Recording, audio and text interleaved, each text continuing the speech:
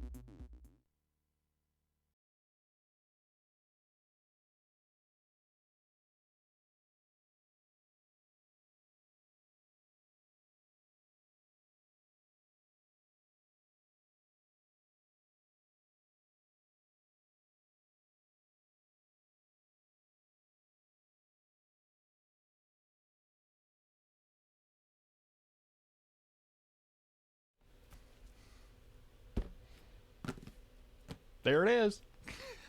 Hello, everyone. We have a bunch of people here this time, it looks like. What happened to the final hour of yesterday's stream? So yesterday we just kind of like just went up and down, did a whole bunch of stuff. We didn't really accomplish a ton. There's a bunch of stuff to go over today. So there's, you know, this little thing here that, I mean, maybe you're curious to see. I don't know, you know. It's just, you know, another Blackmagic Pocket Cinema Camera 4K. Whoa. So that's a thing. But we also have, if I go over to here, one moment. Come on, cooperate. Oh, that's doing that. Okay, that's a thing. I also have this. This is a Windows 8 virtual machine. The one that I mentioned yesterday. Excuse me for a moment. Oh, man. Potentially I could get the camera software for the scanner working on here. I've been trying to get this to update all morning and it doesn't want to work. So I don't know. And then I tried to get USB pass-through working and that doesn't work either. So no idea, but we're not worrying about that for right now. You can't redeem change keyboard? Do you not have enough points? Is that the problem? I'm not sure why you wouldn't be able to. Yeah, so that VM is from 2015. It is very, very old. All right, we're changing keyboard already. I managed to push 2 keys on the Keychron. All right, I was using a Keychron K8. So that's I'm not now, and instead I'm going to be using the quintessential Pentium 4 keyboard, a Dell Dimension or Optiplex desktop keyboard. So that's what's going to be used instead. There we are, and does it work? It works, so I'm going to be using that now. All right. Let's get into this thing here. Okay, so why not Windows 10? USB requires the non-free add-ons. I think I've installed those, but I'll double check that.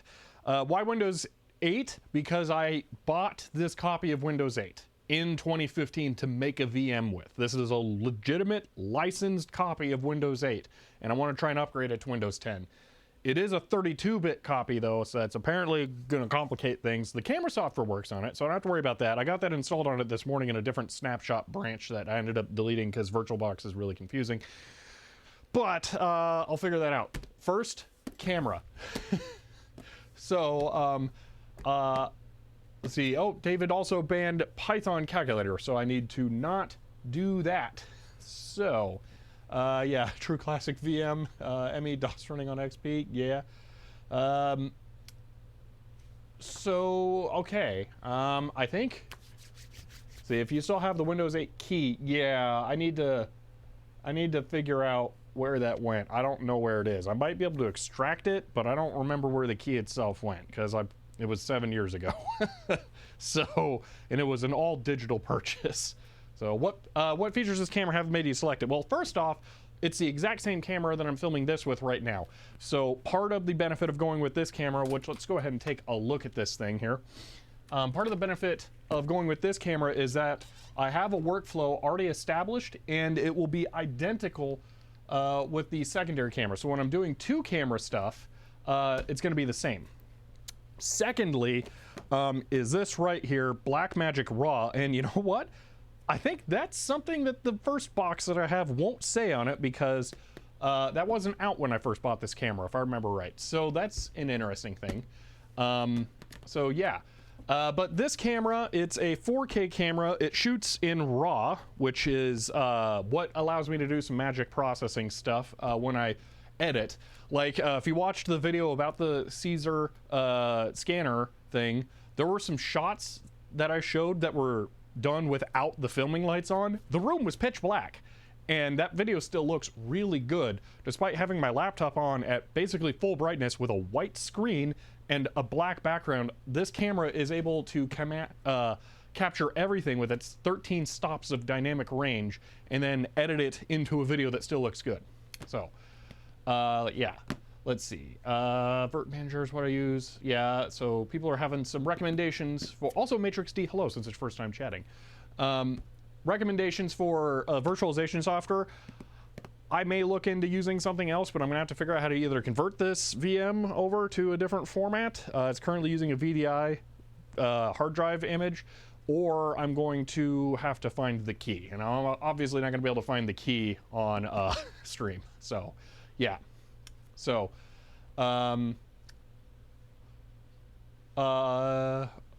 okay, Matrix. So yeah, don't show the new license. Yes, this will come with a copy of DaVinci Resolve Studio, and I need to not show that key. I don't remember exactly where it is in here. I think there's a little book that opens up. So the first very opening of the flap here, I may have the camera slightly askew so you can't see that if it is just right there. But yes, so this is a brand new sealed copy of this camera. Let's just go ahead and let's get it open. Let's get it out. I'm excited.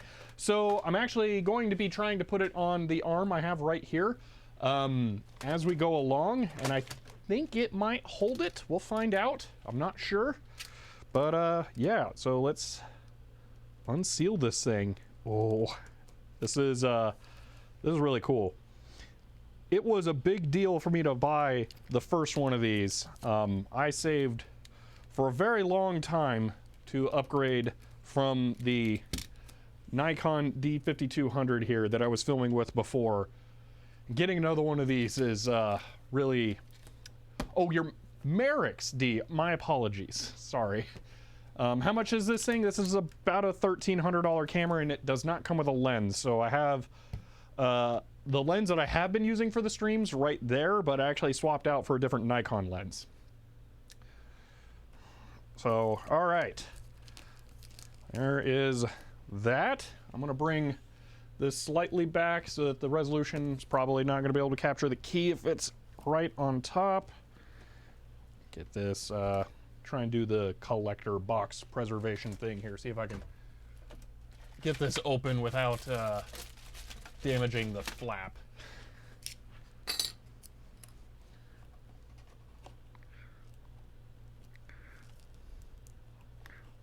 That would be a negative if it's going to bend that. Okay.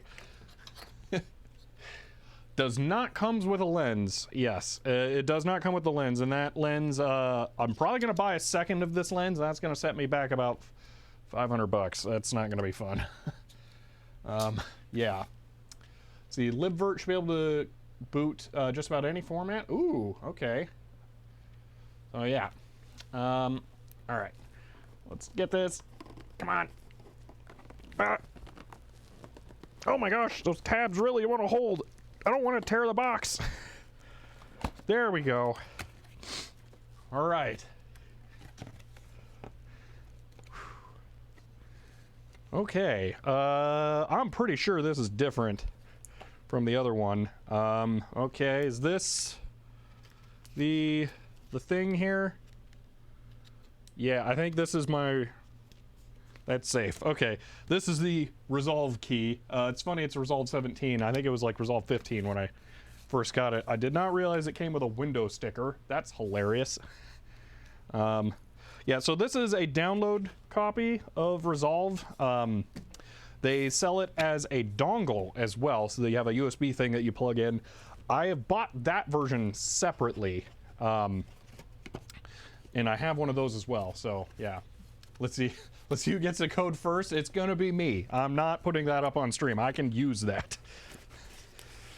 So pull that out, and there it is. Oh, yes.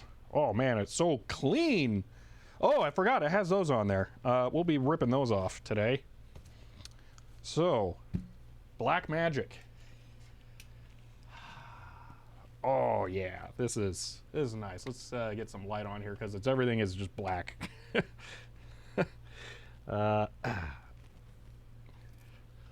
Let's see. Hello, Adam Finder or Fighter. Wonder how many dead pixels it comes with. Yeah, hopefully none. But there we are. That is the camera. So let's go over some of the features of this thing before we even turn it on.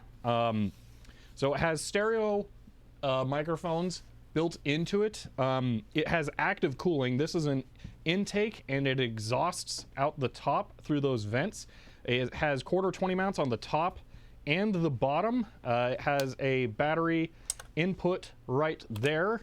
But on the side, we also have connectors for power, and you can power it over the 12 volt port or USB-C if you really want to, but you'll see why you won't want to in a moment. But it has these stupid things here, and we're just gonna pull those out.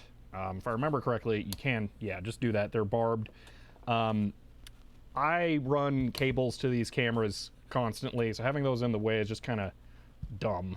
So there's really, come on, no reason to leave those in there. So yoink those, pop them to the side. There we go. How loud are the fans? They're very much not loud at all. The lights fans here are much louder. Lenses are Nikon branded. Let's see.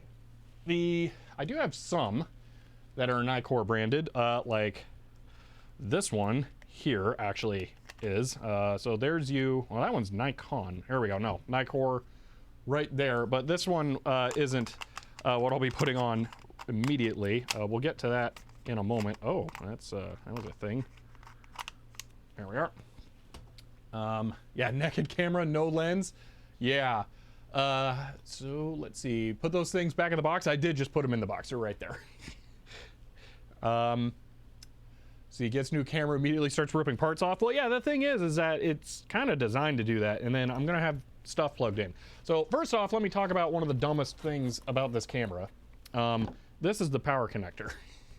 It is a like military grade locking connector, so you plug it in, and then it stays in place, it doesn't release, and then it's direct wired to the power brick, which you have an international adapter plate. The fans are on there, hardly woken. So there's that thing. I really don't like this. So what I have is, coincidentally, I actually have two of these, so I think I can put the other one on. All right, I don't know where it went. Thought I had two of these. Do I not? I really thought I did. Okay. Give me a moment here. I'm just gonna poke around over here real quick like. Maybe I don't. Maybe I have two XLR adapters. Oh, that's annoying. All right, we're gonna have to use that power supply at first. The camera power voltage is just 12 volts. So somewhere on here in the laser etched gobbledygook, it says it's 12 volts, so I guess we're gonna use that. You can get adapters that just allow you to connect a 5.5 millimeter barrel jack. The camera that's right there, which is exactly the same camera, I have one of those on, and it works just fine. It does not use a lot of power, so it's not an issue. So, all right, we'll set this up for now, and then I guess I'm gonna have to get one of those again. So, boom, US power, and we'll be able to power that up. So, we have XLR right there. That's a screw, power, USB. Now, one of the things about this camera is they expect you to use it either with CFast compact flash cards, like super fancy UHS 2 SD cards, or a USB-C SSD. And the USB-C SSD is by far the most economic way to record on this if you're gonna go with their original methods. That's not what I'm going to be using though. I'm going to be using a USB-C SATA adapter that allow me to plug cheap SATA drives into it. Yes, it is mini XLR, and I do have adapters for that. So yeah.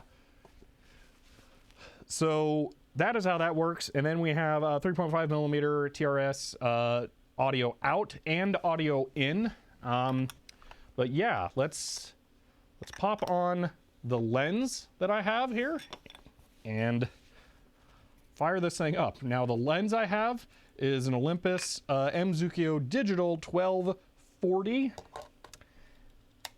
and it's the lens on the box. I went with that. So yeah, it's a very nice lens, but also the collector in me kind of likes the idea of having the lens on the box. So let me get this plugged in to the workbench over here, because that's where it's going to be. Why is there an SD card taped on top of the SSD? So this is a cheap little like SD card holder solution I have, so I can pull this out. So there I can remove it. And the reason is you're not gonna have any hope of seeing it with the way that everything's set up. But the camera over there, it looks really thick and tall because it's on top of an audio recorder, and the audio recorder takes SD cards. So what I do is, this is the SSD that I usually use for recording videos. When I go to record a normal video, I put the SSD into the USB-C adapter, and then I pull the SD card out and I put that into the audio recorder. But this allows me to more easily keep them both together. So that's why that's on there. Let's see.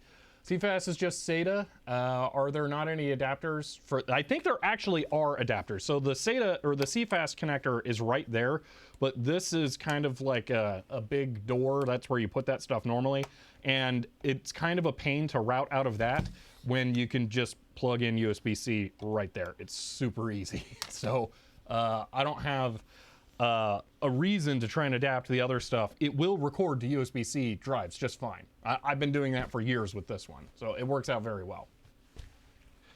So, all right, let me continue getting this plugged in. And we will actually be putting the battery in. This camera has a famously terrible battery life. It's like 30 minutes. It's kind of ridiculous. You mostly just use the battery as a UPS built into the camera. This is a 14.8 watt hour battery, 2000 milliamp hours. It's pretty terrible. It's really not good. The Blackmagic Pocket 6K is better. It uses the bigger Sony battery format. I don't have Canon lenses though, which is the difference between the 6K and the 4K. The 6K uses Canon lens mounts. This uses micro four thirds, and I want to keep these in the same family because, like I mentioned, this camera has an identical sensor to the other one that I'm filming with. So my workflow for color correcting these is going to be identical. So, is there a space behind the screen for an SSD? No. You would have to get this Tilta modded to do that. So there's a company called Tilta. They'll rip out the SSD or the display and then put it on a hinge so it can tilt, and then they'll put a spot for an NVMe SSD. And if I remember correctly, it does consume the USB-C port to do that. I don't have a reason to mod this though. That's kind of pointless. So yeah, just get a film camera. There's no battery to go flat. Are you gonna crank it? I mean, you're still gonna need power to advance the film. Terrible is an understatement for how short the battery life is. Yes, it is extremely bad. But again, I film on power only, so it doesn't affect me. My entire workflow is based on everything being powered from the wall. So yeah. Everything on my camera tripod thing over there is actually powered off of one single 12-volt power supply going into all of that. When I'm not streaming, there's only one cable going into that whole stack to power everything. When I'm streaming, there's power and there's HDMI coming out of it for video. So we're gonna apply power to this thing here and see it come to life for the first time. Bingo. You have the red light on top. Now, fun fact about this thing, this is a locking switch. It's still software implemented though. That is not a hard cutoff for power. So that's fun. But let's go ahead and turn it on. Boom. All right, we have the initial setup. Yep, English. Oh yeah, it's touchscreen. So that's a thing. We can zoom out and there we go. Look at how great that picture is. Yeah, that's just delightful. Oh yeah, that's it's awesome, isn't it? So the thing about this is if we go, first off, let me make the monitor a lot brighter so you guys can actually see what's going on. Where is it? Is it not just there? Oh, okay, there we go. Let's crank that. So it's pretty gray. No, this is the camera. This is the camera's fault. So if I go to video, now it'll look better. The thing is that this uses what's called a log color space. So it compresses everything that's super bright. Like if I point this up there, you'll see that you can see detail in the light that in the reflector box. But if I set it to video, it is not a log color space and it is much more blown out. So it's how this thing records. So I record in log color space, which means that every time I shoot a video, I actually correct it from looking like this. So yeah. This is not, it's not bad. This is good. It just, when you look at it, it's like, oh, that's terrible. Why would you do that? But it's actually intentional. So, yeah. Now, how am I going to do this? First off, let's see. Is this camera working? Oh, wow. That's surprising. Okay. I thought I was going to be able to just yoink that HDMI cable. So we have a couple of other things that I want to do here first. So when I'm filming, I look at the display, and that does not look very good. Like if we put that Hydro Thunder box right there, we can see it's extremely washed out. But there's a trick, and part of why I have this SSD and the dock ready to go here. So first off, there's a way to, okay, well actually, let's go over a couple of other things here. I need to, I need to adjust some stuff. Let's see, it knows its time is over. Yeah, the GoPro. Well, we're going to be connecting this to the stream here, live. So we're going to be doing that. See, it's good. All professional cameras do this, but requires post-processing properly to look at. Yes, they do. Hello, Deadlock78, and special hello since it's your first time chatting. Pete Zor, we're going to fix this for live. You'll see. If you know what a LUT is for color, you know what I'm about to do. Now, one of these things is that the camera has, let me turn the light back on so you can see the black here. It has 3 buttons on top that you can customize the functionality of, and I'm going to do that right now because I have already done that on the other one, and I want to make sure I have this set the same. So this one, I'm going to set to clean view, which allows you to enable or disable the information on the display, and I'm going to set that to enable or disable it on HDMI. This one needs to be false color, so we can do that, and I do want that on both. Then on this one, I want that to be focus assist, and I do want it on both. There we go. Now let me go to monitor, LCD, and I'm going to turn off clean feed, and we can now see details here, and that is false color actually. So what you can see is when I turn that on, it turns on all sorts of weird colors, and that's giving you exposure information. So like this matte is black, and if I turn the exposure really far down, then it becomes black or dark blue, which is telling you that's the limit. If you go any darker, then it's going to be a problem, and this magenta is too dark. That is a problem. So this is a setting that allows you to see how your exposure is in a different way. This is a more specific method. So also here, red is completely blown out on the other end of the scale. So it has pink for Caucasian skin. So that would be about correctly exposed right there. I tend to go a little bright and then tone it down from there. But that's one way that you can do exposure. So I guess you can do LUTs in real time. I mean, it is 2022 after all. Yes, Pete Zor. See, I'm guessing you're importing a LUT from the SSD. I am Lomographic. And yeah, the new camera is here. So far, it is exactly the same as the other one, Torch Nova. It's great. So there's a couple other things I want to go through. So we're going to change the recording method. We're going to set this to 60 frames per second because that's how I record. We're going to set the resolution to Ultra HD instead of 4K DCI, which is what it is out of the box. Let me go ahead and turn that off so you can actually see what's going on here. I'm going to leave it on Blackmagic RAW and 8:1. That's a good happy medium setting. I think everything else is good. So one of the cool options you have if we go to audio here, so it's using the camera left and camera right microphones right there. So let's see, who would have guessed that the two cameras are the same if you buy the same one? Yeah. So one of the cool options about this thing is that you can choose the audio inputs for the 2 stereo channels that it has.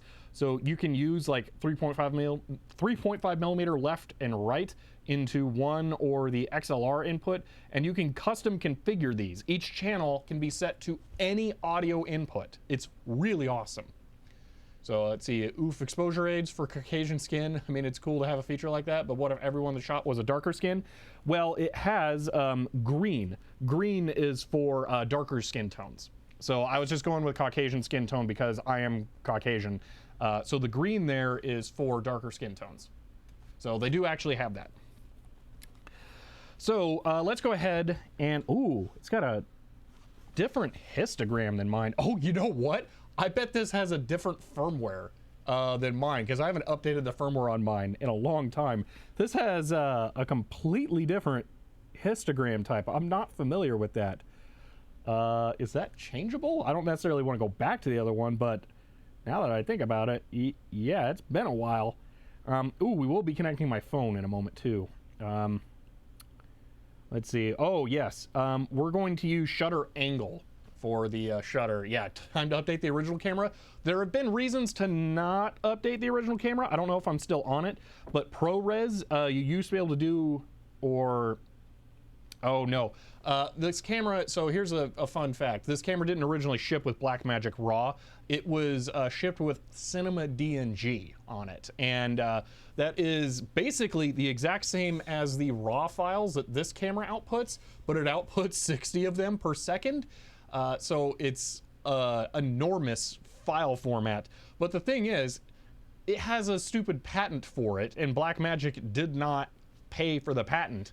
And they're like, hey, you got to give us money if you're going to have that in there. And they're like, it's just a bunch of raw files in a folder. Why do you have a patent on that? And they're like, we do, give us money. And Blackmagic said, no. And they created their own format for raw file storage instead. It's kind of amazing. See, as an amateur photographer with a camera that has none of such things, darker skin legitimately is harder to get right. Yeah, it is. See, even though I have a darker skin myself, it can be difficult, yeah. So it is really nice to have this.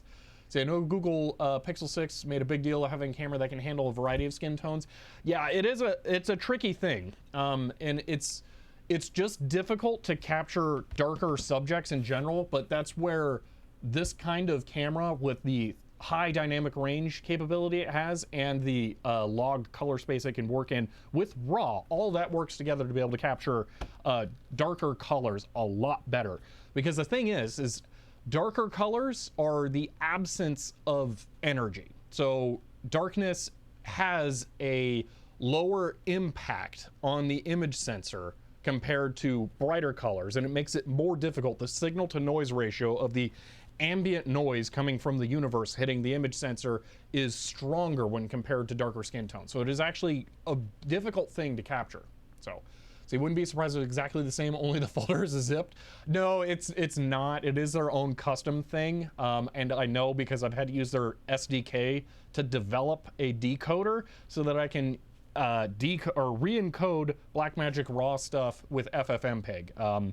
So I actually have on my GitHub account a program that you can use to decode these Blackmagic RAW files to use them with FFmpeg, which is fantastic because now I have a script that looks for exported project files in my working directories, and if it has one of those, then it knows, oh, this project's done, and it can convert all of my RAW files into H.265 for long-term storage, because it saves somewhere between 20 and 100 times the data because the raw files are enormous.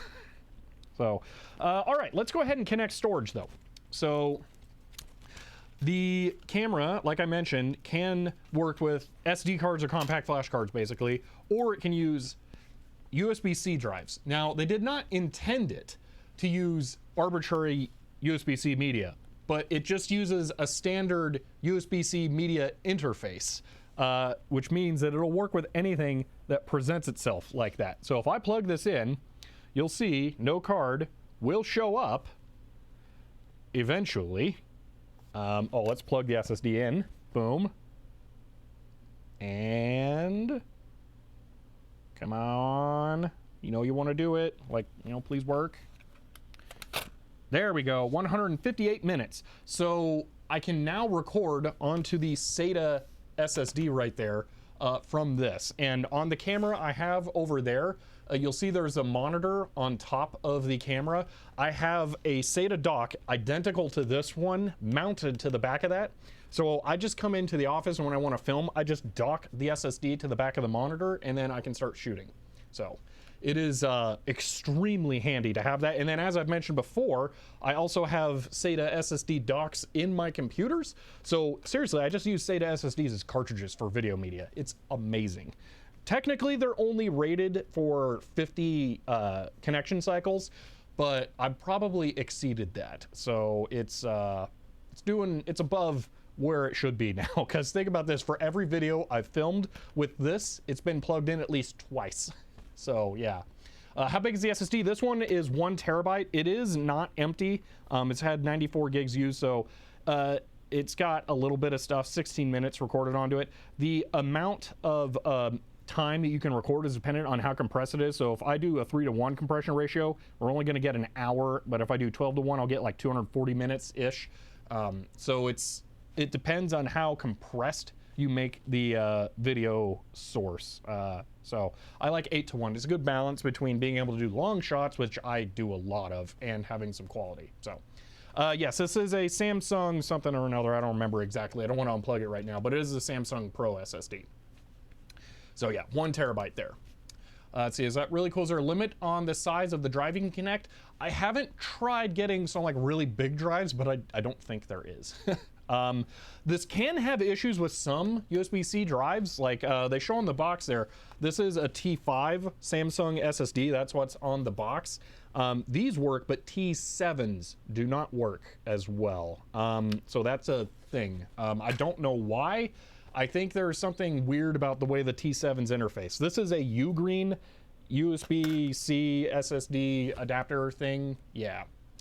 See, Flying Shrine, I answered that earlier. That's apparently going to be the question of the day. I have an audio recorder under the other camera there that uses SD cards, and I have an SD card little like socket thing that I put on the SSD that I use for recording videos so that I can have the SD card that has the audio with the video at all times. So, see, T7 is an NVMe SSD, isn't it? T5 is SATA. Well, if it goes through USB, then it shouldn't make a difference. But yeah, SD on SSD command, yeah. Well, it's only going to be relevant until you can't see this anymore. But okay, so one thing I want to do here, there are a couple of interesting things. I'm going to go to LUTs, and these are used to convert one color space into another. But what I can do is I can go down here, I can import a LUT, and on the external drive here, I have the LUT that I use for filming. So what you're seeing right here is the same camera, but it doesn't look horrible like this one does. So we're going to import that because this is my custom color grade for this scene. Now, what I can do is I can activate that LUT, and we can go back to this, and I have to turn on the LUT in general, so give me a moment. Display 3D LUT, perfect. And now we have a color graded shot in real time. So yeah, that makes this a lot easier to use and work with because I have a better idea of what it's going to look like in the end. So yeah, something like that. The color is doing a lot better there. So that's really nice. That histogram is weird and cool, and I'm going to have to learn more about it. Huh. Oh, that's weird. It has peaking indicators for each color channel. Whoa, how can I blow out like one color channel here? I want to try this. Here is the ultra red container here. So if I slowly turn up the exposure, I'm gonna have to adjust ISO to, I'm gonna make that really bright. So if I turn it, yeah, okay. Yeah, it's showing it's only peaking red. That is super cool. Wow. That's a fancy feature I was not expecting. Okay. So control-wise, there's some other stuff going on here. So the camera has a video record button right there. This is a still capture button if you want to use it as a like photography camera. Its sensor is, what is it? It's a DCI 4K, so 4096 by 2160. That's the biggest still you're going to get out of this thing. It's not like, you know, a Panasonic Lumix where it's a higher resolution sensor that's cropped. It's a video sensor from the get-go on here, so it doesn't have any more pixels to give. So it's really not a super high resolution image. This Nikon is 6000 by 4000. So the vertical resolution is almost the same as the horizontal resolution on this one. Not the best. But you can do it if you want for some reason. Personally, I just film for a couple of seconds because meh, whatever. So also up here we have ISO control, we have shutter control, and we have white balance control, and I should set shutter to 360 because that is equivalent to 1/60th of a second, which will match the refresh rate of the monitors I use. Now, here's another fun thing about this camera. So we see the different ISO settings. This is a dual native ISO camera, and the ISO range you are in changes the effective dynamic rate, range that it has. So it has native ISOs at 400 and 3200. At 3200 ISO, it has 11 stops of dynamic range, and at 400 it has 13. Until I bought these lights, I had to operate in the 11 stops of dynamic range, which added a lot of infrared noise because the sensor doesn't do as well in that range, but it does do better than, say, 1600 here, which is using the lower end with more gain versus this, which is less gain but a different scale. It's really weird the way that it works. But now with those lights, I can shoot in 400 for regular videos. I'm not sure how well this is going to work out for over here, so we'll be playing around with this. But you'll notice there's no aperture control because when you have none of those adjusted there, it default controls the aperture of the lens. So I can stop that down all the way. Oh, I accidentally adjusted the frame rate. Let's tap that, and then we go down to 2.8 f stops for the lens that I have on here. So yeah, on this side we have autofocus, super handy. There is no continuous autofocus on this camera, so actually a lot of YouTubers would not be happy with this, and I'm not 100% sure how well this is going to work out for being on the arm because I'm going to have to hit the focus button every now and then. Your enthusiasm regarding everything is so contagious.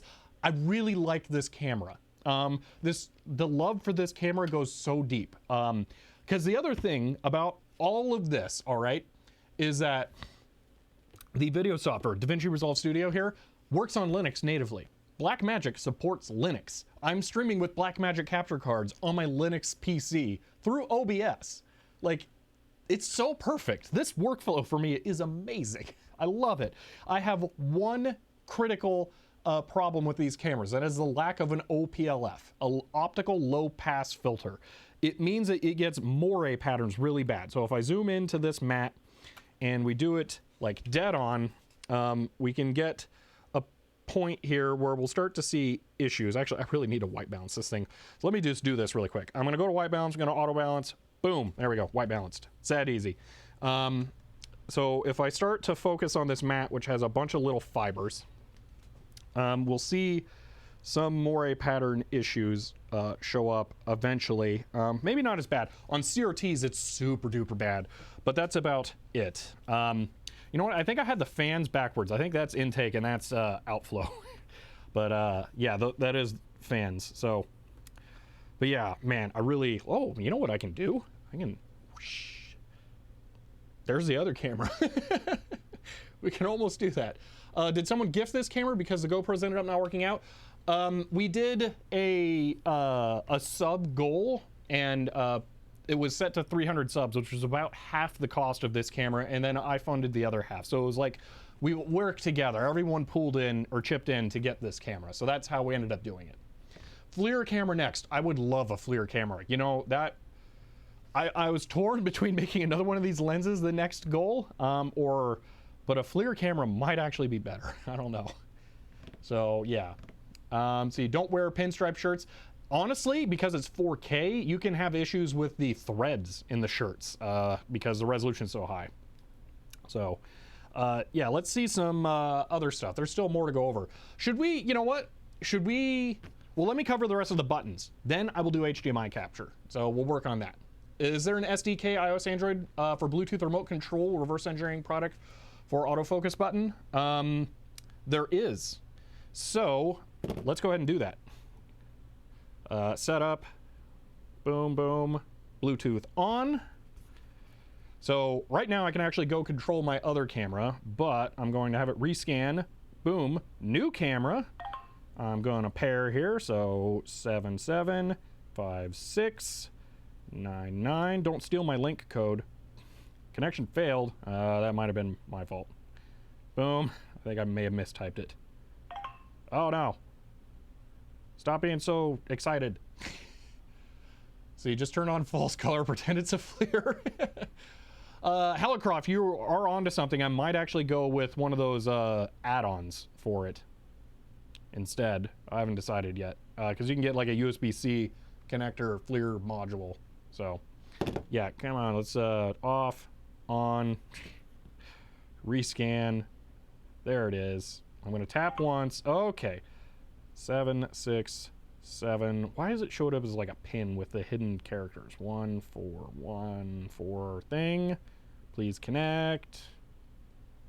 And bingo. Okay, connecting to the camera. All right.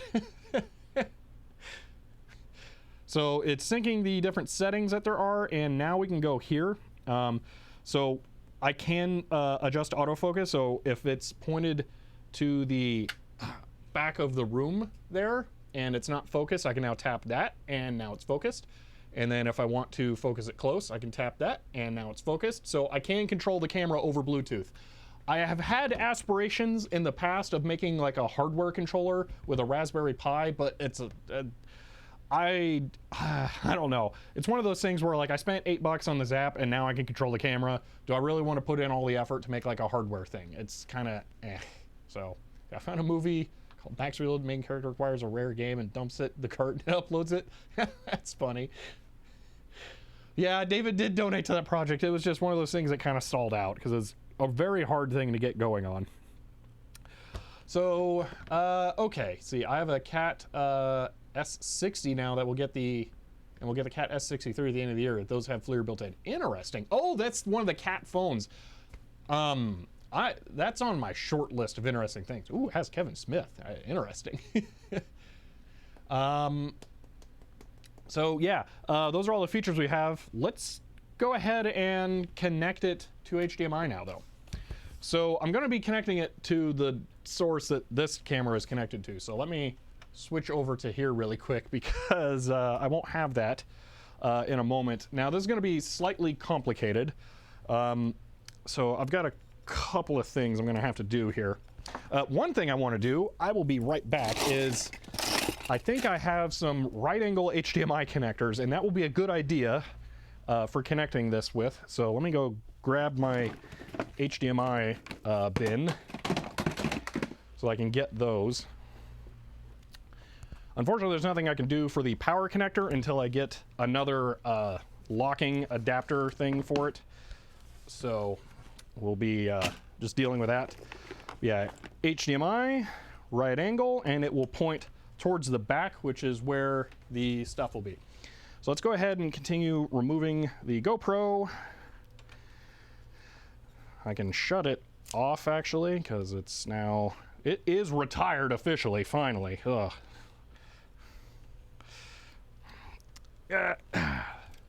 This is all going to be interesting to remove here because it's a pain.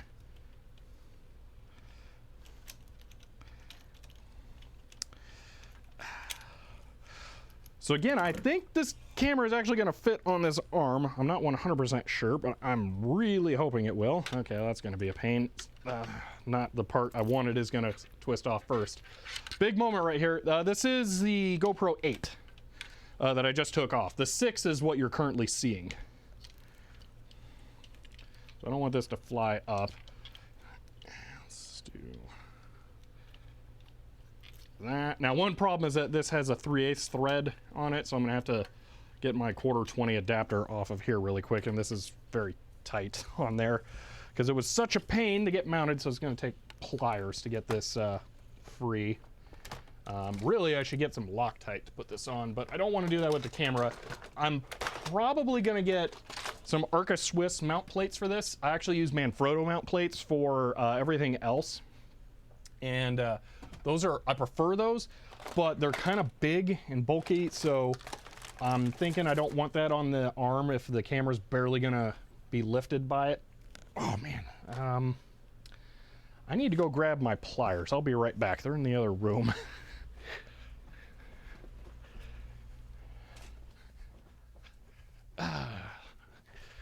my everyday carry Gerber pliers. I take off my hat and put my keys and my wallet, my sunglasses and all that stuff by the door when I come in, so it's less likely to show up on camera accidentally. So I'll look after the old GoPro for you. It's less useful than you would think. Wow, that does not. I just put a bunch of metal shavings on this mat. Oh, that's fantastic. Cool. Let's do that off of there.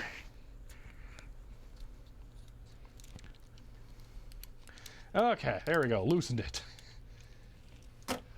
Wait, the 8 is being retired before the 6. We're probably going to put the 8 up there, but I don't think I'm going to do it on stream. So the 8 will probably go up top. So, all right. There's that. Put this back onto here. And I will tighten all this on with the pliers because it doesn't like to cooperate either.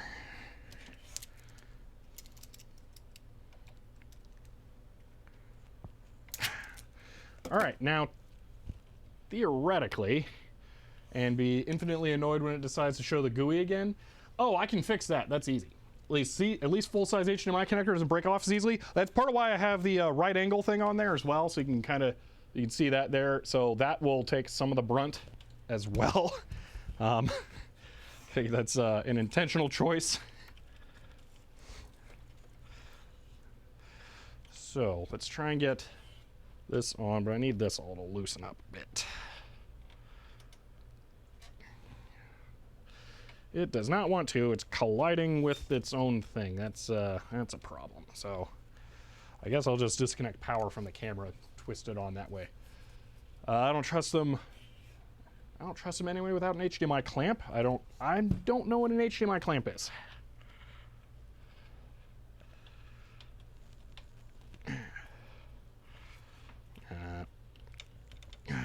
You know what? I may need that horrible ball joint that sucks and always has issues. So I don't think this is gonna work. This is the one that always goes floppy. Micro Mini HDMI always makes me extremely anxious every time I have to use it. It's all kind of a pain. All right, I'm gonna put this on here.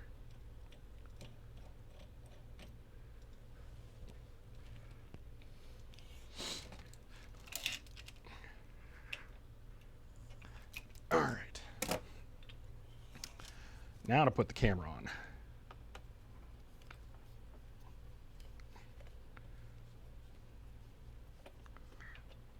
Okay.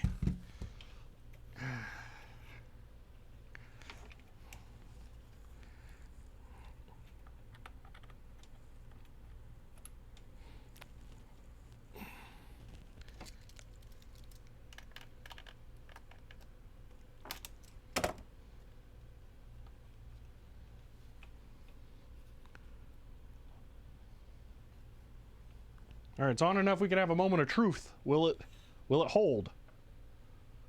Sweet! It holds with some force too. Oh, this is gonna work. Oh, this just got way better than I expected. That is extremely nice. Oh, wow. I'm a little nervous using the pliers around this now.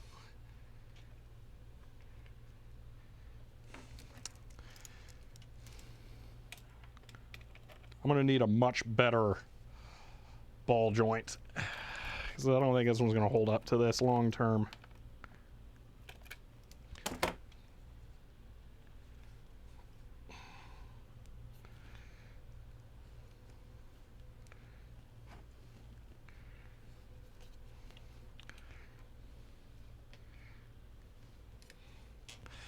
Yeah, I'd like to avoid a Shelby Cries moment here.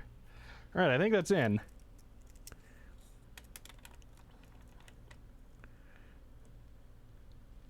That's in. It's not very well balanced, but that'll work. This HDMI cable is not quite long enough.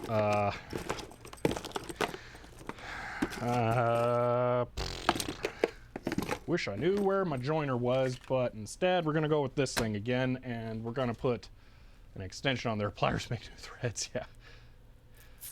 A lot of these monitors are connected with DVI. Everyone mentioning that. Yeah, DVI definitely still has its place. Now, I've never seen a laptop with DVI. I don't. Here, hold on one moment. Where's this? That's the Blackmagic working. The LUT is not being applied to hold on, HDMI 3D LUT. There we go. There, right there is a Dell laptop with DVI on it. So PC. All right, now let me get this disconnected because it's not enough slack. Go back to this. Oh, this is going to work really well.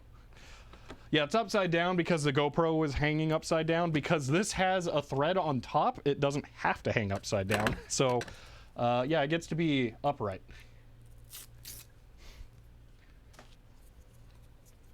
I'm just quickly attaching an HDMI splitter to my arm so that I can use that as a, that's not the splitter. The splitter is, where is it? I just saw it. I just touched it. Where did it go? Anyway, I need to use the splitter so that I can do stuff. Is this a big loose HDMI cable? Where does this go to? It has a big chunky thing on it. This is not connected. Oh my gosh. Why don't we just use that? Disconnect the green one. Plug in this.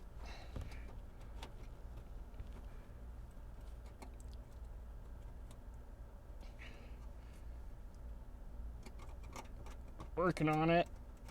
Can't get behind and see. Up. There we go. Okay.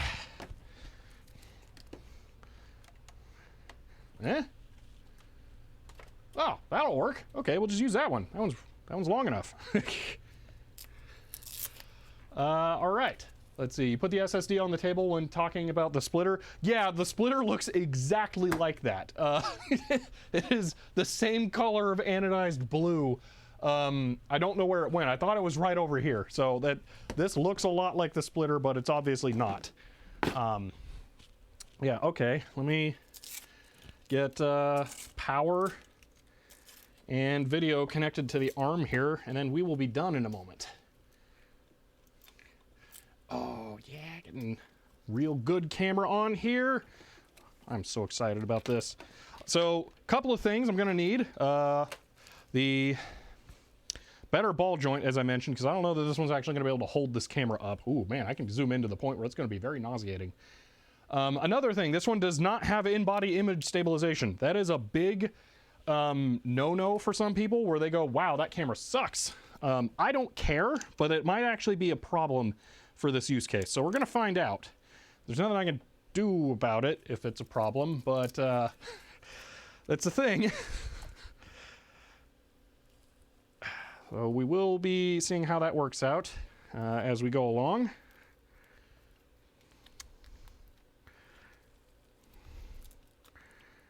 All right, I think I need some more slack on the HDMI cable for positioning different stuff. I might end up getting a thinner HDMI cable to make that last little bit there so I don't put as much force on there. See what options are out there. See, let me fix the rotation now. I'm clearly going to have to make some adjustments to the color in the long run here, but for now this will be fine. Rotate 180. There we go. Because that's a little heavily saturated in my opinion. I think that could be better looking. All right, put another cable strap right there, and one more down here. And that's it. We're converted over to the Blackmagic.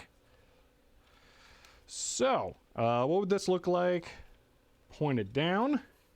That's not bad at all. Can this ball joint hold it? No, because I just heard it crack internally. It just completely failed. The handle just cracked on this. It will not. Wow. Huh. Well then. Huh.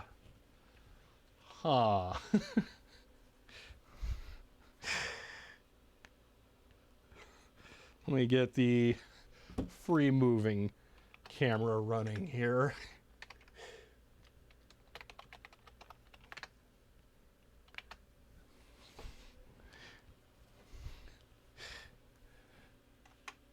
So, this is the ball joint, and the handle just split on it, and it will not rotate it anymore. Oh, man. Wesley, that just got a lot more difficult.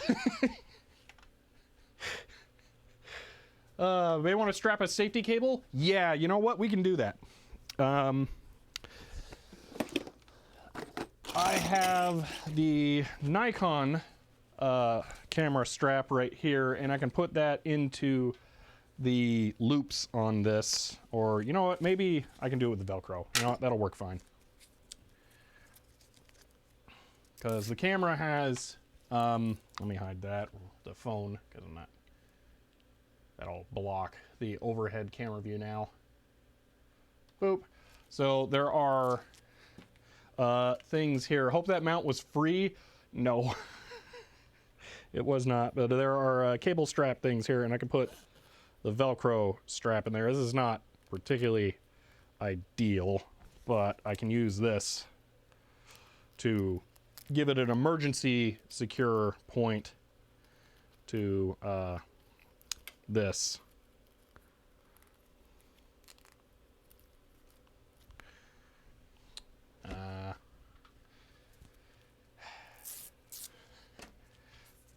Hope that mount was slightly affordable then. That's about it. Yeah, that was not preferable.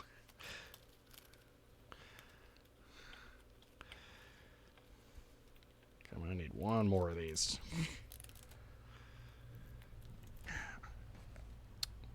I will have to come up with a much better solution for this in the future. But I think this is a good idea, having the oh no's last thing here. So now the camera is more securely attached to that. Something very catastrophic would have to happen. I've completely disassembled this ball joint. It really can't easily fall apart quite like you might think. So there's that. But yeah, now there's no way it's gonna hold straight up. That's maybe if I, yeah, that thing's just spinning around on there. Let's do this. I'm just gonna rip it off. It's done. It's not ever gonna work again. So there's no point leaving it on there. And now I can adjust it with pliers. Ooh, you know what? It's got a little hex head on it. I can adjust that with a tool instead. Not, well, pliers are a tool, but a better tool that'll be less sketchy. I'm gonna do it with this, which I can almost keep on camera here. So I'm gonna have to autofocus on stuff like this now, which is why is it not autofocusing? Let's see, autofocus there. Okay, now autofocus here. Ah, there we go. Okay, so we're gonna use this, and it's just slightly larger, so I think it might be this one. Nope, a little bigger.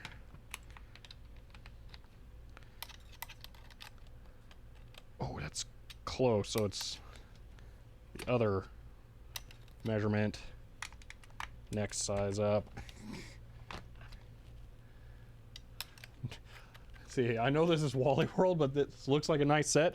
I have a fairly nice setup here. It's just, it it's messy all the time because I work on it a lot. All right, let's try tightening this some more. Ah, there we go. So I just have to leave the driver handy, and then we can adjust it. Perfect. Okay, now we can do that bite brake. Oh my gosh, it feels so wretchedly excessive to be using a Blackmagic over here, but this is awesome. This is gonna be so nice. Like, you want to see that thing? Bam! Look at that. We can zoom now. We've never been able to zoom before. Oh, that's awesome. The set is actually both imperial and metric. It's still too heavily saturated. I'm gonna have to make a new LUT. So we might actually make a new LUT here as part of the stream. That way we can adjust that. But yeah, that's gonna work. So, all right, let's do the bite brake.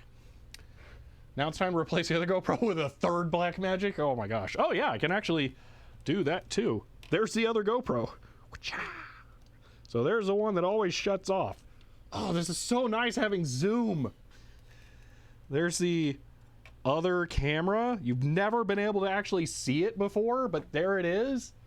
Oh, this rocks. So scared for the new book scanner, Matt. Well, we're not gonna, yeah, I'm not thrilled about the metal shavings in there. We're actually gonna take that off. I was only leaving this down because of the camera. I wanted that to be on a nice surface. That's relatively clean. Now let's take it off, because yeah, that needs to stay in relatively good condition.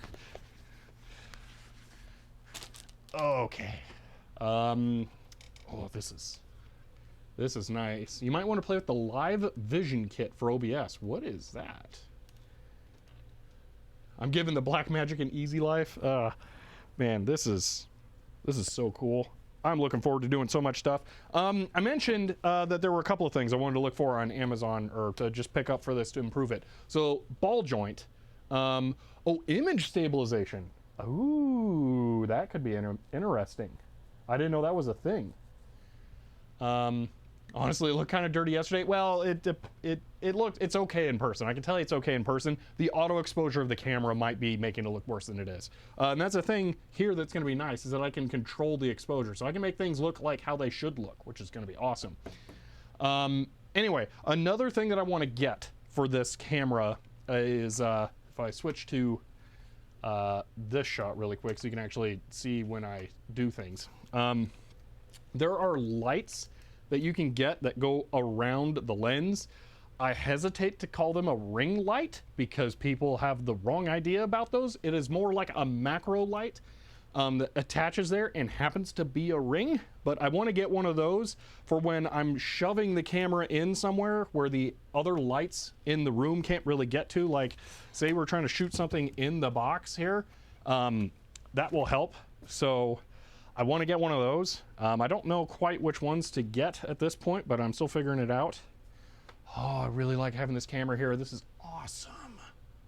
So, fun fact about this lens. Part of why I went with this lens, and I really like it. Also, hello, Sergeant Silver. I know you're disappointed you missed yesterday's stream. Valiant Steed, thank you for the sub. And for 4 months in a row. Those subs are the only reason I was able to get this camera, so I really, really do appreciate them. Another fun thing about this camera, or the lens, I should say, is that it's obviously electronically controllable, and I can do focusing manually at the same time that it's active with autofocus, but I can also pop the focus back and do full manual focus, and it cannot be adjusted by the camera no matter what. So the lens is both electronic and manual focus, which is really nice. See, Shelby, a vintage glass fan, get some manual lenses, dirt cheap and good quality. We'll try one of those in a moment. But yeah, this is working out very well so far. I am really, really enjoying this. Let's go get that issue of Byte. April 91, that is late. So yeah, I'm gonna go grab that. I will be right back. Oh, wait. This could be interesting. Also, I can do this super quick. Boom. There you go. That's what that place looks like when it's not super yellow. Bye. Okay, so April 91. That's on second to last shelf. Oh, it says it right on the spine. OCR tools. That will be interesting. Yeah, take a look at that cover too. That's so fun. I can talk to you as I walk back in. Okay, so we can come back here. I can re-white balance. If I push the correct button, white balance, boom. All right. And here we go. Our first issue of Byte with the new one. Last column, upper article. All right. So, focus there. Oh, this should look so much better. This should be such a better experience. 5-minute timer. Sure, 5 minutes. Starting now. All right, page 129. Ooh, some accessories. What is right there? Oh, a bunch of stuff. That's not what we're looking at. Here we go. So last column of upper article. Okay, here we go. So I can zoom in now for reading this stuff, which is awesome. This is gonna look so much better for you guys. Look, you can actually see what's going on now. How nice is that? To make their quota, Soviet chip, what on earth? There's a cut off data there. You can see the right side of the P is missing. That's weird.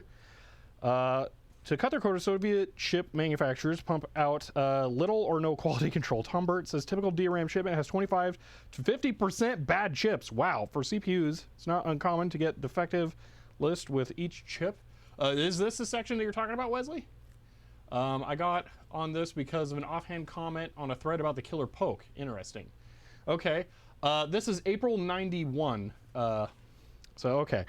It's not uncommon to get defective list with each chip, a list of instructions that the chip will not run. Can you imagine trying to assemble a system from chips like that? Can you imagine programming for chips like that? To force the Soviet computer industry, to force support for the Soviet computer industry, the government has mandated the use of Soviet equipment. For example, Tom Bird says that minis were forced to use Soviet IBM mainframe clones that cost 1 million rubles, took up precious office space, and required 30 people to operate and maintain, yet had a throughput roughly equal to about 2 Western personal computers. Oh my gosh. Even now, the ministries can't get rid of these dud mainframes. No one wants them. No one will pay anything, even close to the paper value of the machines. If they give them away or sell them at the real value, it will look as though the sellers are doing something illegal, dumping a machine supposedly worth millions of rubles for virtually nothing. Until the laws of depreciation change, they're stuck with old gear. Once again, there's no correlation between real worth and actual prices. They have no easy way out. That is hilarious. So they had weird old dumb chips that were broken and useless hardware. Oh my gosh, that's amazing. That's kind of funny too, though, thinking about this. So they're saying that there are bad instructions that you can't run.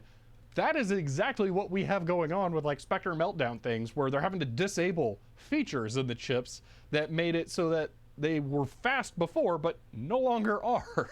So that's kind of interesting because we're having reduction in performance of our current processors due to silicon issues. And that's kind of similar to what's going on there. So that is kind of funny, but that is a really cool article, Wesley. That is interesting.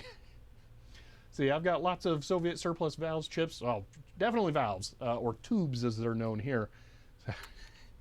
I think Russia still has a similar problem. Have you seen the first Russian-made notebook? I have not. Interesting.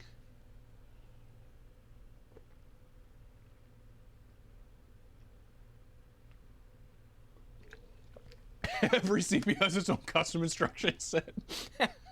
Oh, that's great.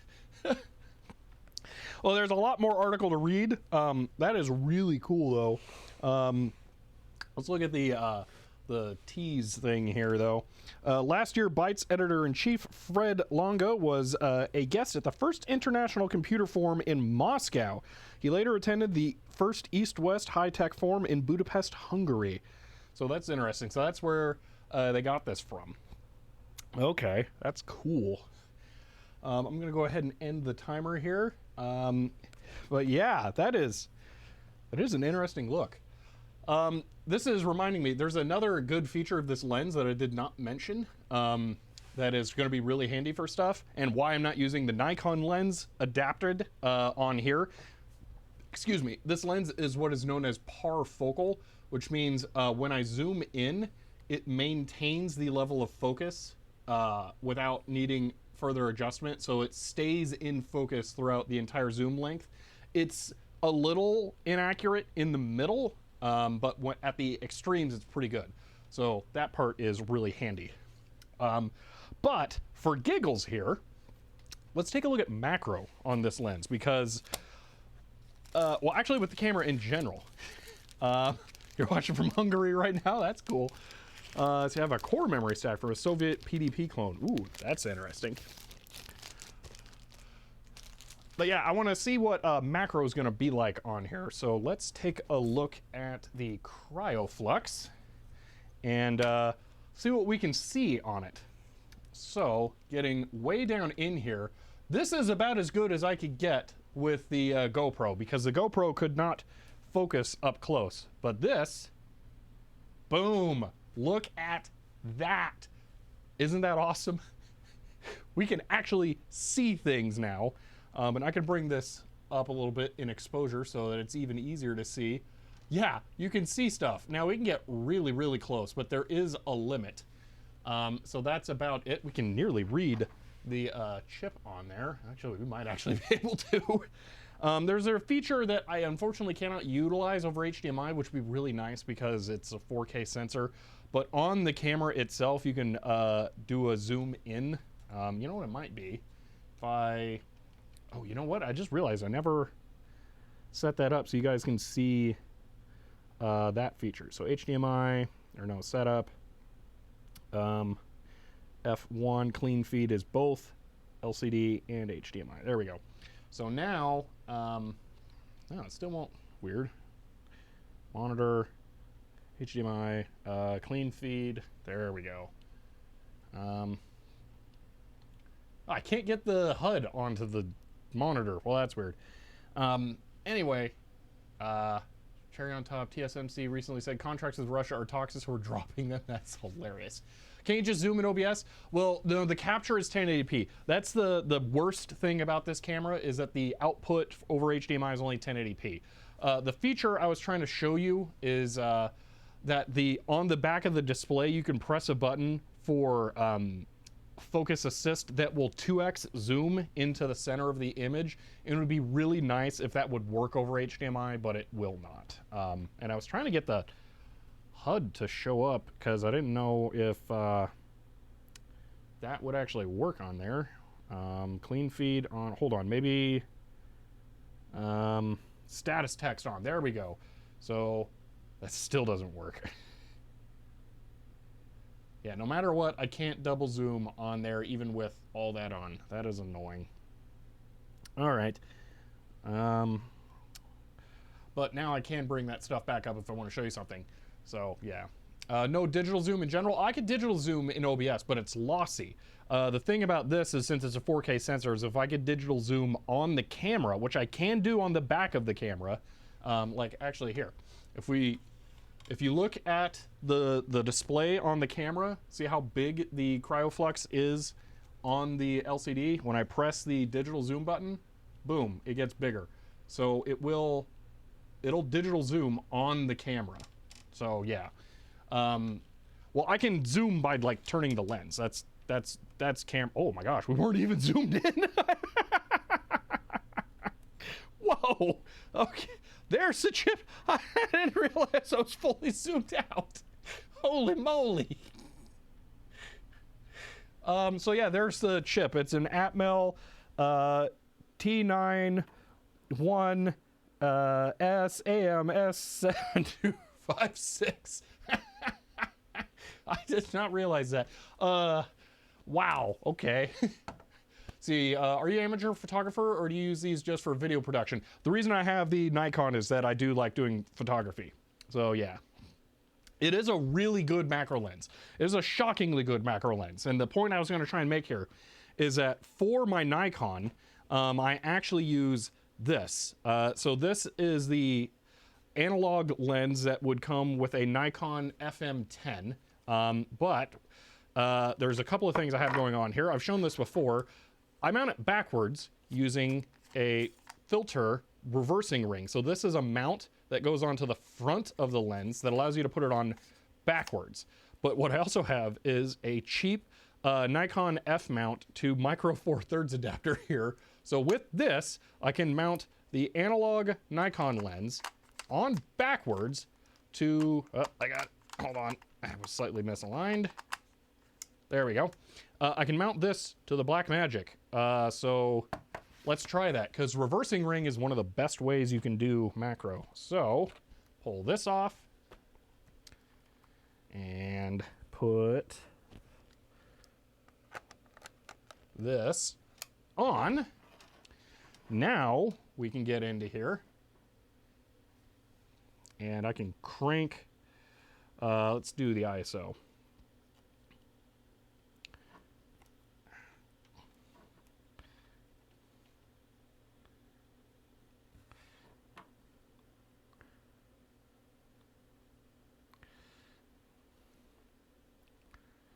There's the chip number. So this is a little hard and it's going to be kind of wobbly, but we can do this on here and we can get some really, really high quality macro. I'm going to have to figure out some shake reduction or something here. But yeah, we have some options now because we can do this and we can really get in there. That's a really narrow depth of field. I have ISO cranked. We can rely on that a little bit more here and get some actual data out of this. There we go. So check that out. How awesome is that? So we can now do super high quality macro on the fly. Have you thought about getting a microscope for die shotting stuff? Well, this is honestly as good as a microscope for normal use. I don't really need to do like die shots of stuff, but we can actually take a look at what that would look like because I think we can get pretty close with this setup. I'm trying to set this up so I can do it without having the arm, having to touch it here. So the way it works with the reversing ring is very strange. You end up focusing with the zoom. Yeah, there we go. That's a little out of focus. Why? There we go. There's some kind of reflection going on that's causing an issue. Maybe. Oh, yeah. So here's a fun thing. Because of the angle of the lights, I'm getting light bounce. So what if I take, here's all I'm going to do. This is going to be a really interesting thing, and this is part of why I stopped shooting on blue before, but now I am back to it because I'm an idiot. You see how right in the middle where it says Sam, it's kind of blurry? All I'm going to do is I'm going to put this on a black backdrop, and it's going to become easier to see. Boom. I changed nothing but putting it onto a black backdrop, although the focus is slightly wrong.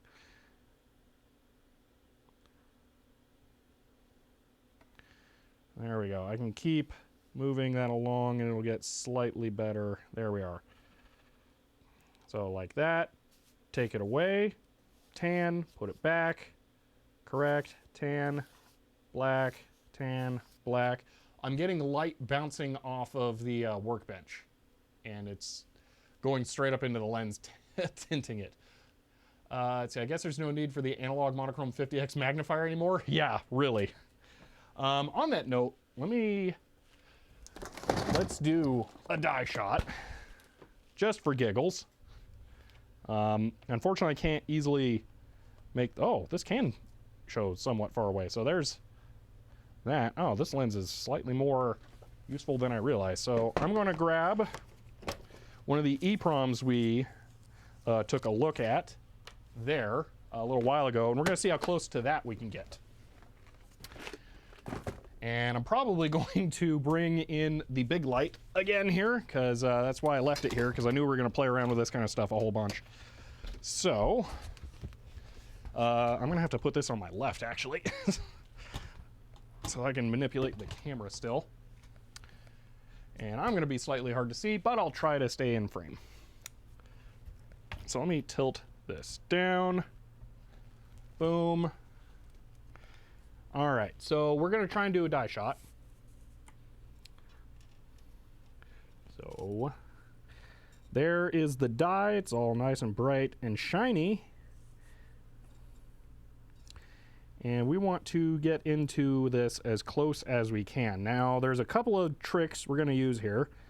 For one, I'm going to turn off the light that is reflecting straight onto this thing, because that is causing us more problems than it's solving. See if I can get this correct here.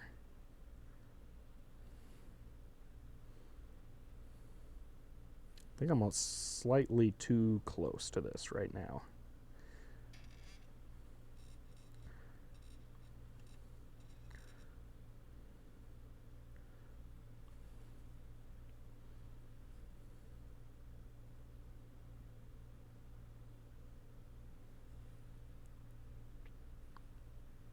There we go. Okay, so I'm going to turn off those, turn on this, and then I'm going to adjust the aperture, bring down the ISO, and bring it down a little more, find a nice sweet spot. And once this stops shaking, you'll be able to see pretty nice shot of the die there. See, maybe cheap solid desk pad would be a good choice. Yeah, I'm gonna have to get something like that for stuff like this that I care about. So, but yeah, there is the die of an EEPROM, and unfortunately, if I like stomp around, I will shake it because this is a lot of magnification on an arm. This is asking a whole bunch. But yeah, you can pretty much, yeah, if you zoom in anymore, you can read the bits, yeah. That's about the max I can get into there, but yeah, you can see some pretty sweet stuff. The bond points, you can actually make out cells if you squint hard enough. If I had a better grade on this, we could probably see that stuff. We should probably work on a grade, actually. So let me do this. Let's, yeah, so Mzukio digital ED 60mm f2.8 would make as good. Sergeant Silver, I have an Mzukio digital ED 12 to 40 on here. So the 60mm probably would just be a slightly higher magnification of that, and I can agree that that would be a really good quality lens. But for this kind of setup, I'm trying to avoid swapping lenses, and I don't really think I'm going to need this level of excessive macro often.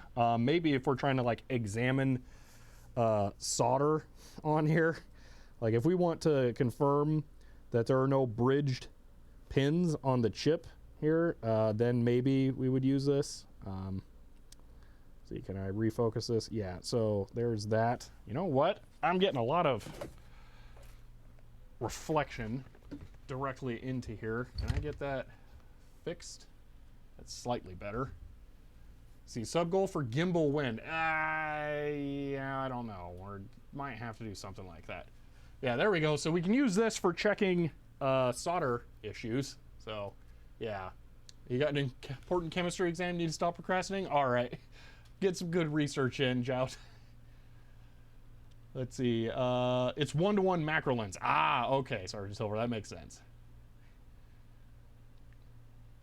See, I programmed too much C in my time. Uptime should give you the time the stream isn't running. Yeah, really. See, and you probably want a more rigid mount if you want to do it on a regular basis. Yeah, if we were going to do this kind of thing on an extremely regular basis, I would get something that is affixed to the table that itself is on and has a much shorter throw. But for now, this is going to be good for the majority of stuff we're going to do. So, all right, let's go ahead and go back to normal stuff. And I do want to try and make an all-around better LUT for this area. So let's work on that. And I can show you some stuff, like how I edit footage with this thing and what the results look like. So we're going to do a wider shot. I'm going to put the other lens back on.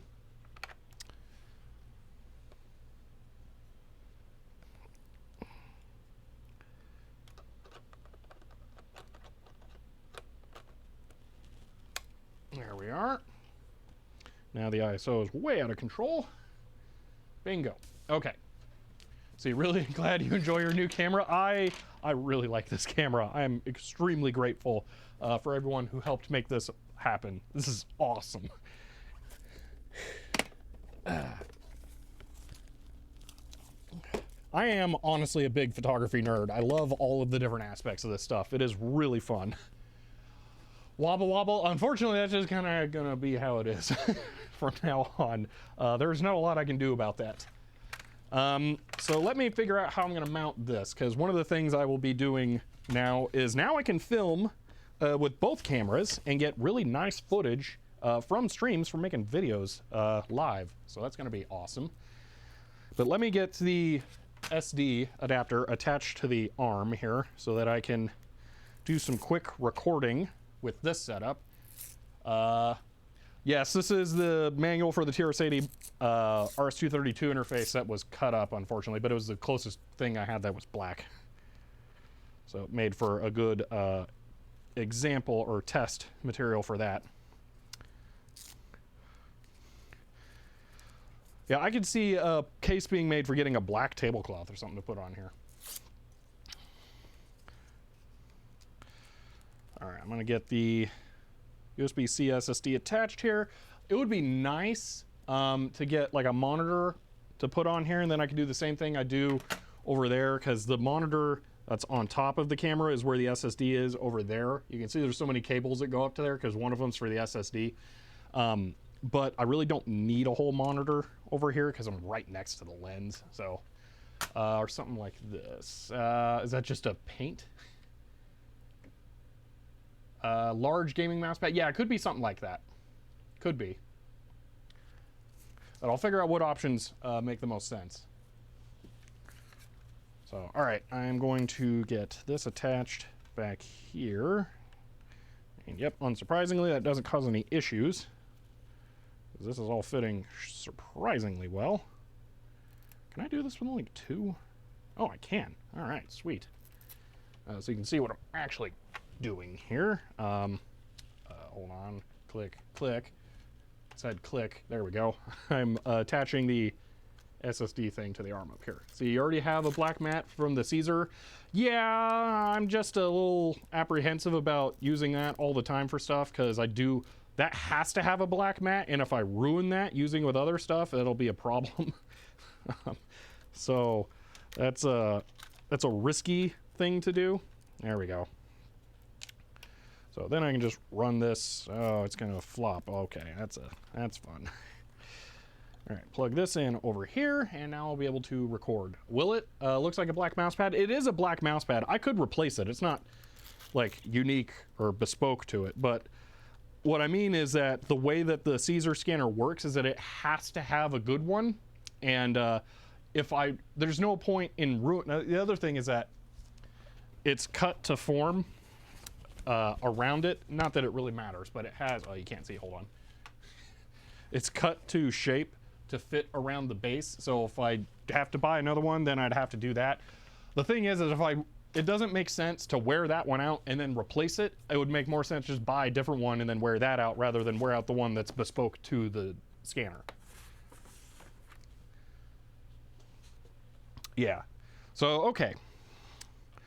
Now I'm going to set up a little scene here, and we're going to use that to figure out what our coloration should be. So, we're going to might as well use the black lens, because that's going to be good. because I'm not happy with how this looks. It's a little bit saturated. Oh, you know what? Is it saturated because I have the GoPro settings cranked? Hold on, let me reset that to start. Filters. Color correction off. Okay, so that actually looks a bit better, but we could go for some contrast enhancement there, I'd say.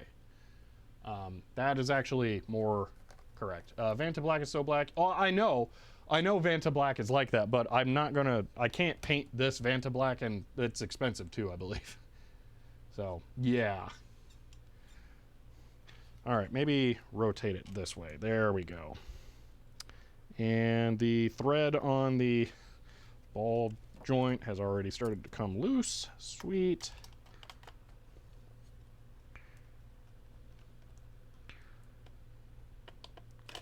Definitely going to want to not do that a whole bunch with the thing. Let me get this redone. There we go. Okay, so let's set up a little shot here with some stuff. Then I'm going to create a better LUT for the stream, because this one I don't feel is ideal. There's all that. Get something white in there. All right. This is also super white, but the way the shadows are working out, it's not doing a whole lot. Exposure is dead on in the middle, and for giggles, here is what it looks like without the LUT on. Yep. Color checker, you know, that would be a really good thing to throw in there. That would be a super smart thing to put in the shot too. Let's go ahead and do that. How about we put that right there. Okay.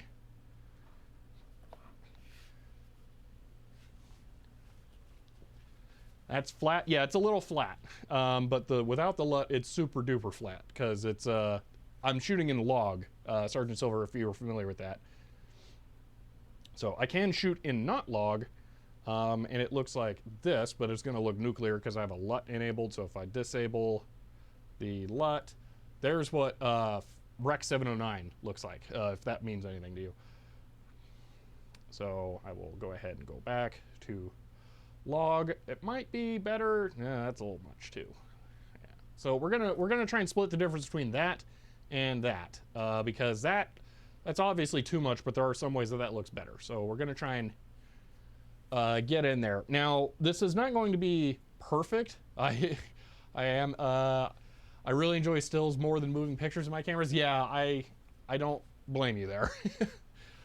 For the reason that this is going to be a problem is because I'm going to do a color grade here, but it's going to have to be able to handle a lot of stuff, because like this lens is dark, but I need to be able to not make that completely black. It has to be able to show some detail.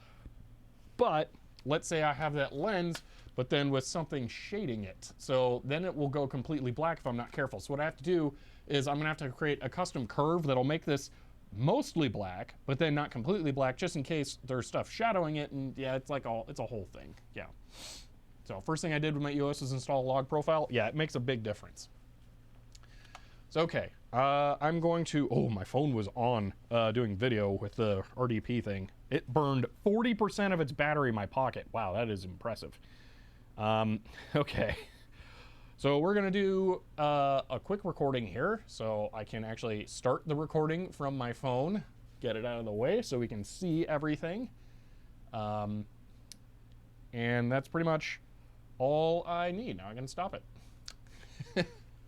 See, what do you use on your phone for video? It's Larix Broadcaster. To get it to the stream, that's how I do that. So there we go. There's that. Now I'm going to remove the SSD from the camera, and we'll run Resolve on my laptop, which is how I will be creating the LUT I will be using. And we can figure out what will make the most sense for the stream. So that'll be pretty cool. But yeah, we're gonna end up with something that should hopefully be good for a bunch of stuff here. Like look at that. I can zoom all the way in. Who even needs remote desktop? We're just gonna shoot off screen. Yeah. But no, I do. I need to pull the SSD off here. So let me do that. So funnily enough, it didn't burn your pants. Oh yeah, the light got yeah. I'm not sure that there is something going wrong with my phone. I need to look into that at some point. It's a little sketchy with the battery stuff going on. So all right, let's go over to this here. All right, so we're gonna open the SSD. So I actually have footage. Are both of these this? I think they are actually. No, that one is from the other camera. Oh, I don't have the Blackmagic RAW player installed. That's right. No particular reason. It just hasn't happened yet. Let's see. Hello, all. Caught the stream a bit late. No problem, Devin. So we're going to be able to open this up. I'm going to do for a local project. And we're just going to drag both of these files in here. Why not? It'll make a new timeline. We'll change the frame rate. So this is 60 frames per second. I get to show you the hero-ness of this camera. That's what that other shot was. Okay. First off, I need to turn off dual monitor workspace because I don't have dual monitors right now. Dual screen off. Okay. So there's a lot of stuff that's going on here. Let me do some stuff here. Open a new window. I think I bookmarked Twitch chat. So let me see if I can find that. Twitch. No, I did not. Okay. Yeah, all right. Just give me a moment. I'm trying to catch back up here. It's not showing me. There we go, the options. Channel. Oh, look, I'm live. Just need to get the chat up here. Pop out. Where is it? Pop out. Perfect. Okay. Hello, everyone, again. I think that is... Yeah, that's a good split. Okay. So, oh, I don't have my power grades. Oh, that's a slight problem. Yeah, so when you do a grade, you end up making like a whole big node thing. We might have to connect to my server here for a little bit, which is going to be really slow. Or maybe I can import a project. I don't know. It's going to be slight issue. So, okay, first off, let me show you the hero-ness of this camera. So, this is one of the shots from the review of the Caesar scanner, and in this, I turn off the lights.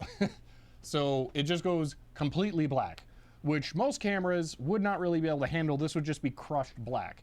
But the way that this camera works is really excellent in that you can recover a lot of the video there.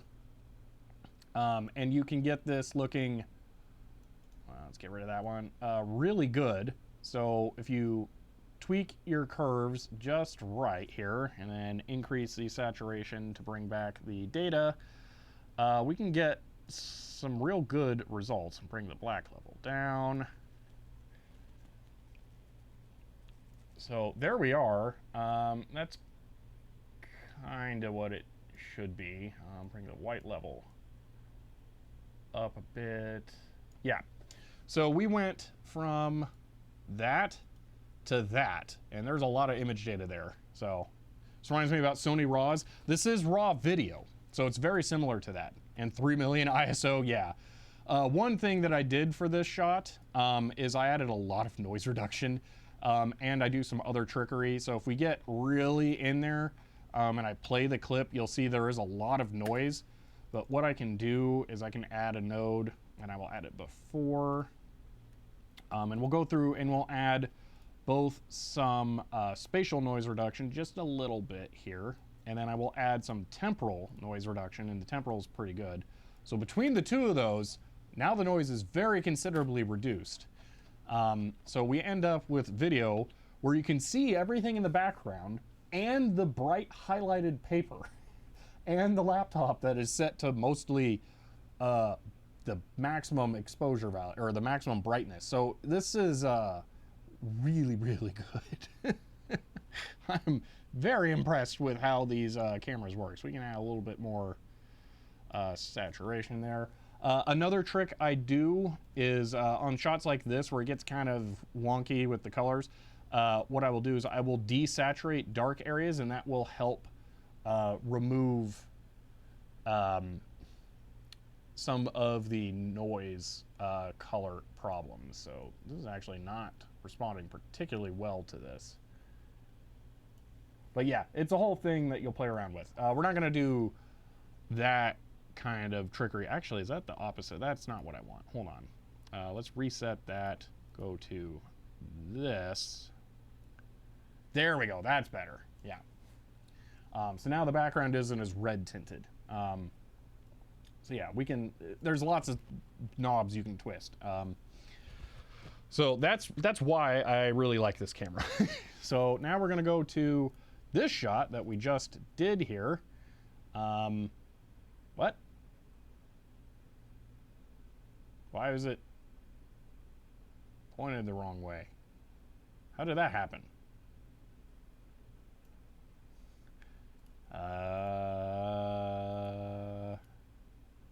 That's weird. Why didn't it record?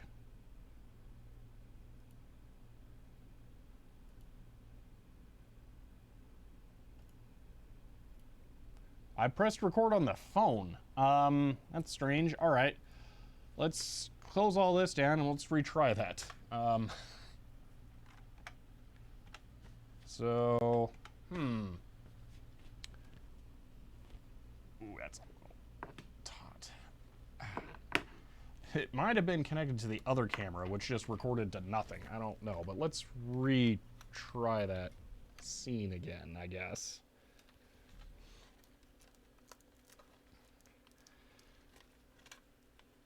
I will start recording on the camera itself so I can see exactly what it's saying. Maybe other cams started recording? Yeah, but it doesn't have a drive connected. Usually it throws an error when that happens. So that was a little odd. Yeah, let me just try this again. So reset the scene down here. Okay. Pop the color checker back up.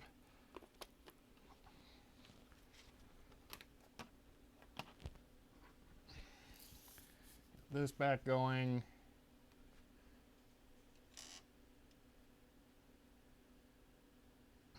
Make sure it is focused.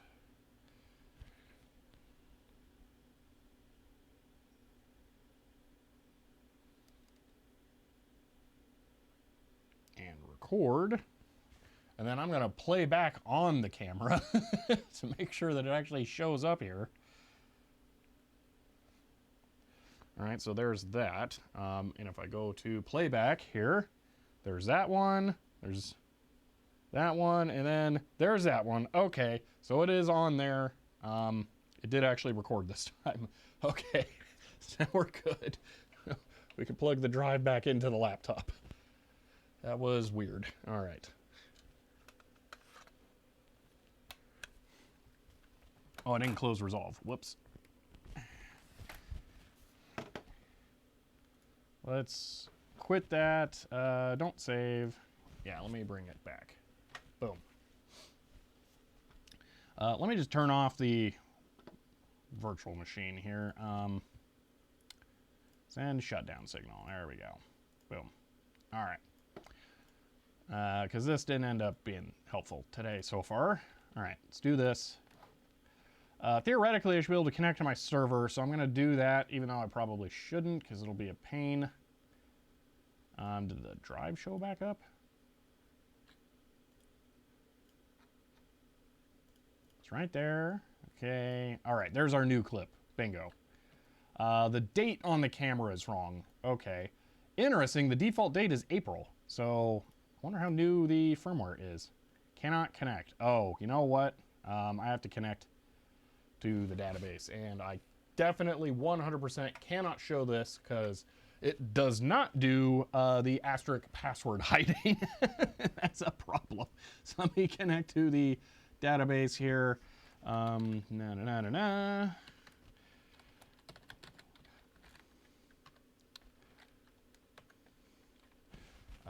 Let's not show me typing the password. I didn't do anything there. I have a host file modification so that my URL for my server is server.com. So do you think log, do you think log makes most people think raw feel redundant and a waste of resources? I don't mean better, a happy middle ground. Well, it depends on the implementation. The GoPros shoot log, but they don't shoot in RAW. And the GoPro log experience, in my opinion, is terrible. So I don't use it. So it's not that you can just trade one for the other. Personally, I think I would rather have RAW, Rec 709, or video flat, however you want to think about it, rather than log in standard 8-bit color space without the other stuff. Because the way that, although what's funny is I preserve in 10-bit H.264 as log, but that's kind of different. I don't know. It really depends. Depends on the quality of the video. You shouldn't just use log instead of raw, though, just to save space. So I don't know why this is not connecting. It's just sitting here twiddling its thumbs, going, oh boy, wow, that's fun. Why is this not focusing now? Do I bump it? Boom. Oh, is there a button to disable autofocus? What does that do?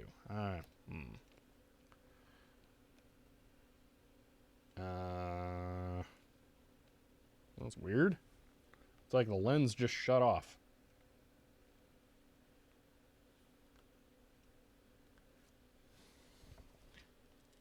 One moment. Boom. There we go. That was weird. I've not had that happen before. Boom.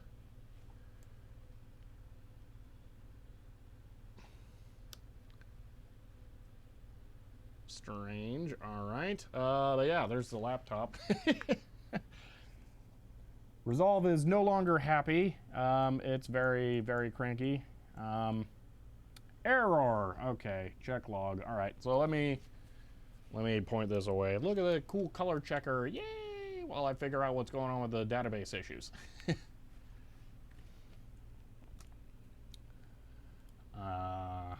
Okay, am I actually connected here? I am connected. Okay. SSH server.com. That worked. Okay, this should work.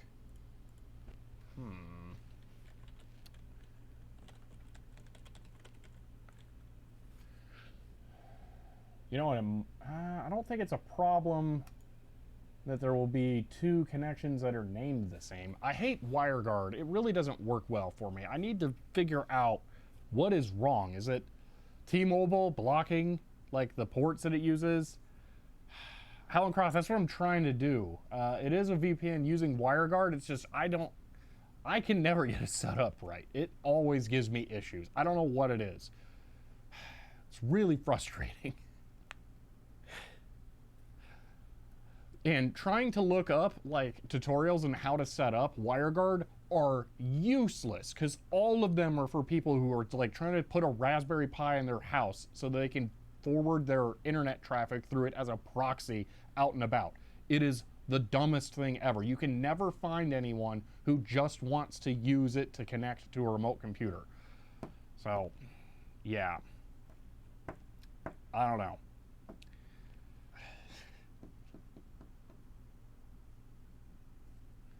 You use a VPN using SSH tunneling. Could I connect to like a random PostgreSQL database doing that? Because that's the more complicated thing.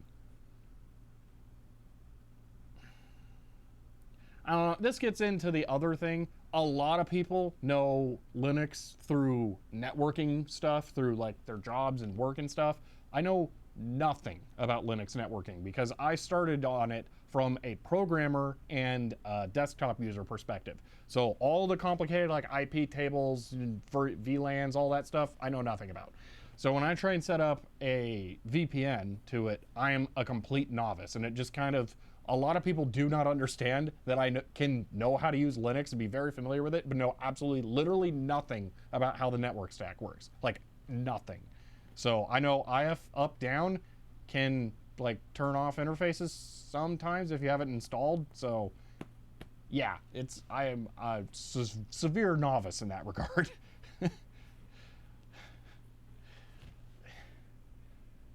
Yeah. Well, Sergeant Silver, the thing is that every time I've ever looked into one of those scripts, again, it's for people trying to forward their entire network traffic through the VPN. I don't want to do that. I don't want to waste my internet quota both at the office and at home, because it's going to consume both. So, yeah, it's... this is annoying. You know what? Here's what I'm going to do. I actually have Samba connected. That's working. I am connected, but for some reason Resolve's not connecting through it. So what I can do is I can go pull one of my old project files, and then I can rip a grade out of one of those by just importing it and then using that. So let's do that. That'll work. I'm gonna go back to the local database, and I'm just gonna, I can show this. So yeah. Yep, yeah, I have double, well actually technically my T-Mobile internet does not have a quota, but I don't believe them. So, but I definitely have a quota at home, and it matters.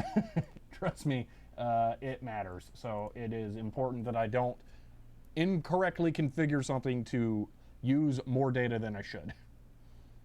So, and Janko Techie used to be a sysadmin. See, that's a lot of people have that background for Linux. I don't.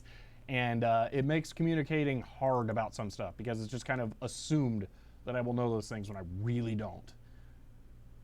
So, okay, I need to go to, why is this all sorted weird? It's reverse. Okay, storage. Let's slow connection, cold, yada yada. 2022, and we will go with whatever the newest video is. The Monroe calculator, that one that no one watched. Perfect. And then we will drag the project file into here, and it will not work because I wish that would work, but oh, is it actually gonna work? I didn't think that drag and dropping in worked.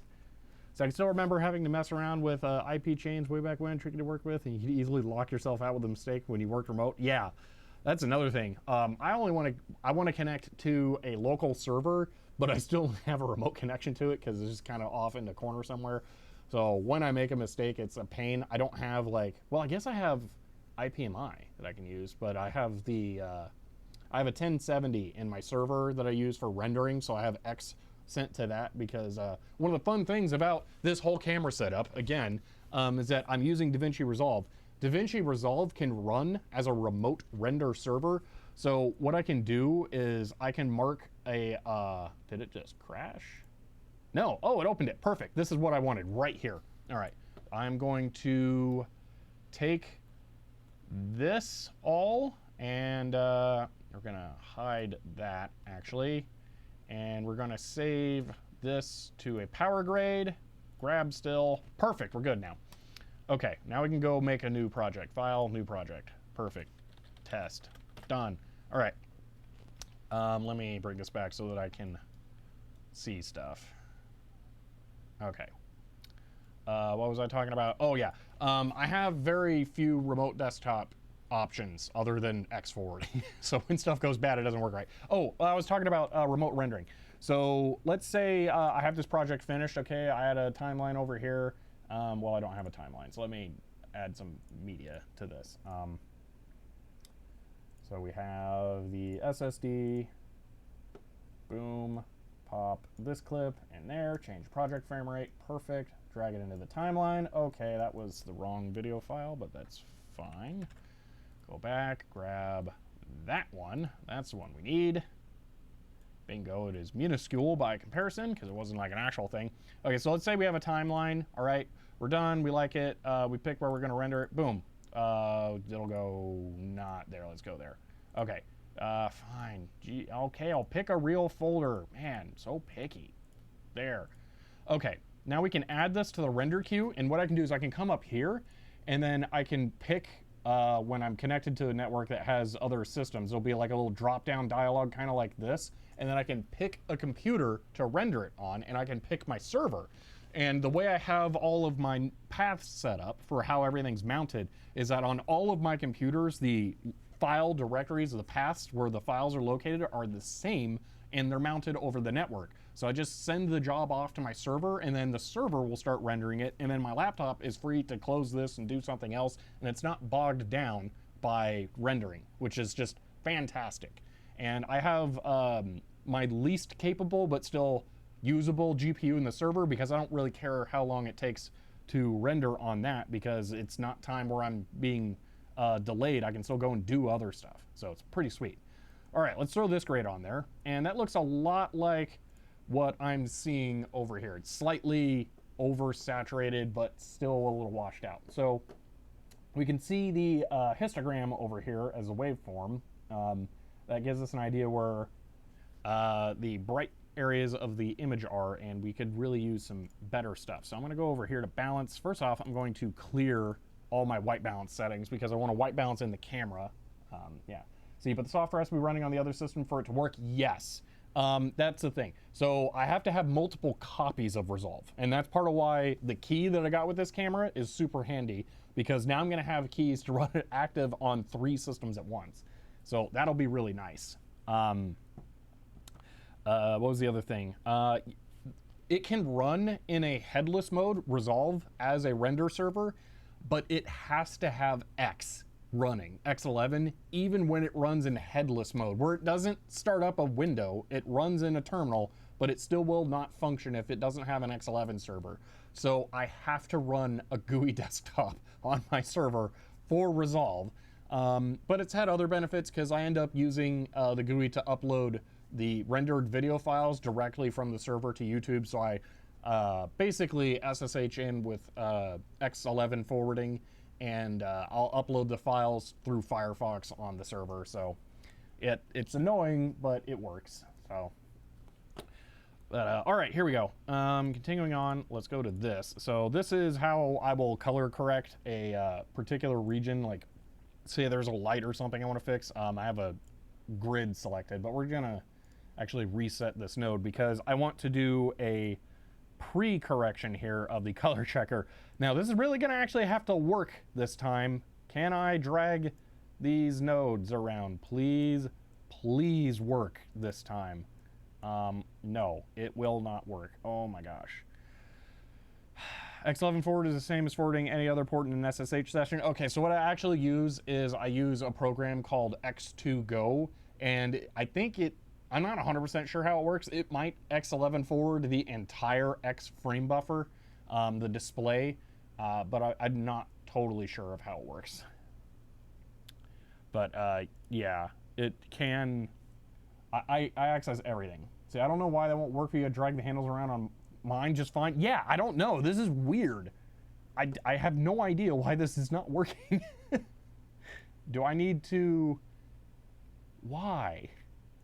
Is it the keyboard? Is it the mouse? What is the problem? Because like, let's say I go back to this. All right, we're gonna go to, let's turn that off. Let's add a grid here. I bet I can drag, yeah, I can drag those points around, but I can't drag the color chart. Why? I have done this. It is possible. Passport video. I should be able to change this. Maybe there's like an update. Maybe this is an older version. I'm using, well, what was that? 17, about Resolve, 17.4.3. I think they are actually out to 18 now. But maybe there's a bug in this one that broke this. I don't know. Because this should be adjustable. I can click match. Oh, that's awful. Reset. You're on 18 beta? All right. The other problem is that since I run a database for this, if I try and update into like weird versions, then I can mess up my database. So I can't. I like to wait until they're stable. So yeah, why is this? Ooh, wait a minute.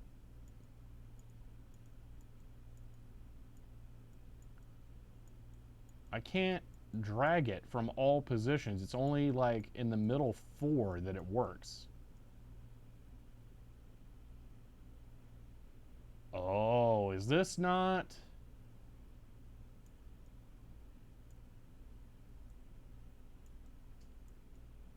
Oh, I don't think it's set up right. I think there's something scale-wise that's wrong. So the hitboxes are in the wrong place? I think so. How did that happen? Yeah, that's definitely a UI bug of some kind. Well, that's going to make using this thing impossible. So that's a problem. Ooh, wait, I have an idea. Reset, okay. Nope, it's not in the right place now. I was thinking maybe I scaled it. Interesting. Maybe I scaled it and then it didn't update. Oh, it's everywhere on the bottom half. Nope. Oh, this is so weird. Yeah, it's very broken. Okay, something's totally wrong. Yeah. All right. Color chart. What is that? Yeah, I don't know. Okay, so maybe we won't be able to get the color chart in there, but we can grade it by eye. So, all right, that's annoying. You should get a big plus when hovering over a handle. Yeah, it's worked fine on other systems. Maybe, I haven't done it in a while, so maybe there's something wrong.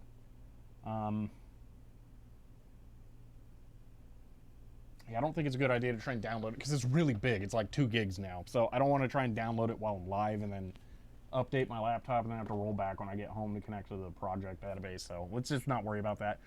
Let's work on the actual grade here. So I'm going to turn saturation down a little bit. Actually, I'm going to turn color boost down because you have this weird balance between color boost and saturation. Color boost is kind of lower end. See, DPI on the laptop. That could be it. Ooh, you might be onto something, Helen Croft, because I usually do that on my desktop where I don't have any DPI adjustments set. Can I change DPI settings on the fly?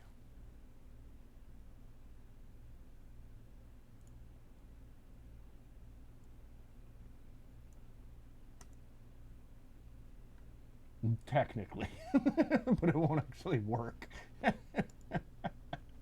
Okay, here's what I'm gonna do. I'm gonna save this.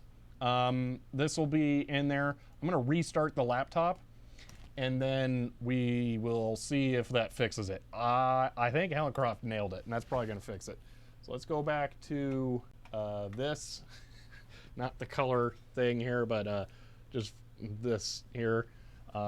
Oh, I really like this setup so much with the Blackmagic. This is awesome. Having it be a camera that I'm immediately familiar with too, so nice. Like, I don't even need to look at this thing. I know how to configure it. Like, if I want to point it at there, zoom in, refocus, bam. Well, it helps to have a view at of the source. But if I want to white balance, tap there. This requires touchscreen manipulation, so I can tap that, and then I can do this, boom. But it's all innate. I know all of this already, so this is really, really nice. Let's white balance to that again to make it less wrong. But yeah, okay. Let me restart the laptop. Restart. Oh, why is that so huge? I didn't set it to 1 or 200, did I? Let me check that one more time here. That will be not good. Oh, no, that's bad. What is going on? Display configuration. Global scale, 100? Okay, well, we'll find out. Let's restart. Restart. This might be interesting. It's a shame that you can't do like a quick tuned LUT on the camera to adjust saturation, contrast, brightness, gamma, that kind of stuff. Just some real basic sliders. That would be really nice. But oh well. But still, this thing is just, I'm loving having this thing here. This is awesome. So nice. Laptop takes forever to shut down because it's busy disconnecting from all the network stuff, even if it's all disconnected anyway. It's very slow about it. I don't know why. So yeah, I guess I can put some of the stuff back in the box here. Like, I'm not putting the sticker on my car. Don't need that. I can off camera here take a picture of the key, so I have that. Let me do that here. Then I can put this back in the box. Boom. Oh, it comes on a little card. How fancy. Okay. Oh, that's what the key is. Okay. Upload the key to archive.org for safekeeping. Yeah. Okay. Boom. Boom. Let's go ahead and take a bunch of those and make sure my phone is off of that screen just in case I show something, because I have been using it. Make sure that the Photos app isn't even open. Okay. Good. Hide the key again. It's actually extra super hidden. I can show this. It's on the back side of this card, so I'm super good. Can see it in the reflection on his eyeballs. Yeah. So it's almost like it was designed to be able to be opened on camera. So bye, stupid rubber plugs. You won't be missed. You suck.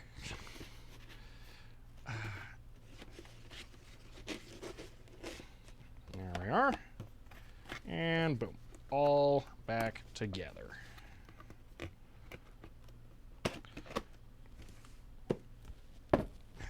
All right.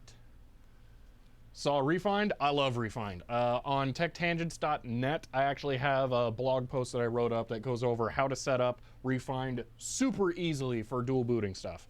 So enjoy this picture of the box while I log in with my password.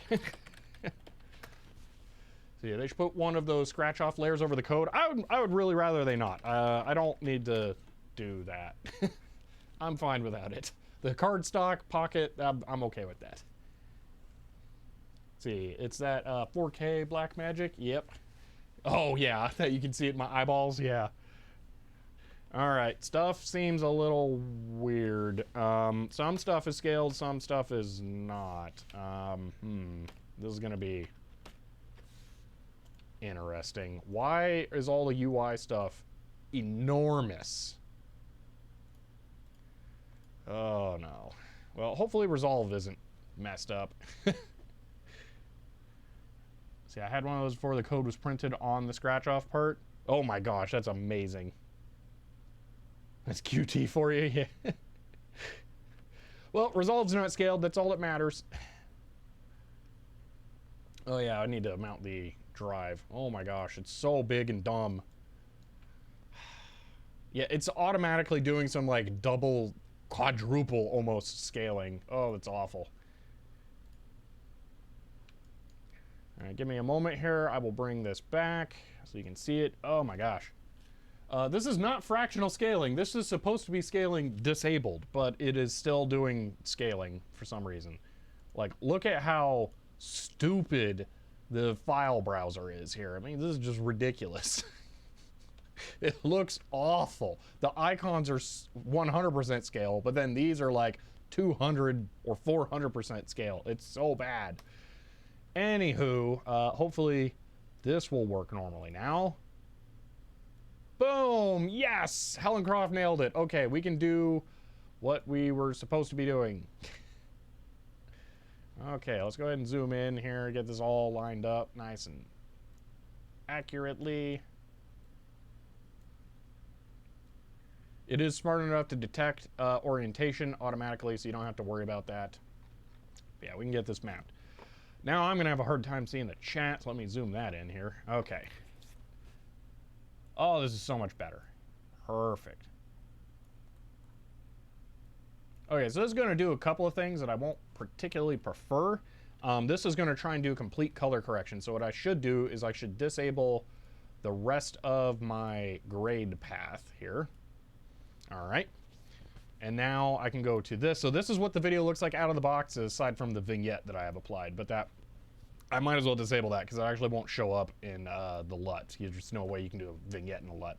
Although I would prefer that. I like vignettes. They help draw your eyes to the right place. So maybe report a bug on that to Blackmagic. I could do that. Yeah, I might do that. Since it's a Linux bug and I'm running Ubuntu though, basically they go, oh, that's not my problem. So it'll probably fall on deaf ears, but oh well. All right, so we're gonna hit the button that does all the stuff. So I'm gonna go down to the color checker option here. There it is, really tiny, hard to see now. This is a passport video and boom. Oh, that's awful. Why? Why is that? What? What? Why is that so wrong? Oh, because I have the input color space wrong. So the source gamma is Blackmagic 4K film. Target is 709. Oh no. Yeah, this gets wonky. It's all the code for resolve and the reflection of the screws in the DPI table. DPI bug is also on the Linux distro. They do support you have a valid bug. That's true, but they support Genome on CentOS 4, so it won't translate to Qt. So, okay, this is where this gets really weird and dumb. Is there a Pocket 4K? No. No. This is really annoying. All right, so there's two ways you can use Resolve, and one of them is to go into, where is it? It's like master settings. Resolve uses Qt5 either way. Yeah, but the interaction is strange. I don't know. I've tried to submit Linux bugs before. They don't really take well to them when you don't run CentOS. So, so this should be 4K film. You can't see squat because it's all super tiny. What I'm trying to change down here is when you import your, or try to apply this, you're supposed to be able to, can I widen this? No. So you have to set the input color space. I'm trying to set it to 4K film, which I believe is the correct one. But we get these wildly different results, especially with the red, which is a problem. Do I need to update for Color Science 5? Which version of the Color Science does this camera use? Oh no, that could be the problem. All right, there's another feature with Resolve I may need to enable. Oh no, I hate all this color nonsense. I've tried to do this a couple of different ways. This becomes a problem. So under Resolve, you can go to Preferences for, where is it? Video, audio. There's a way where you can change how color is handled.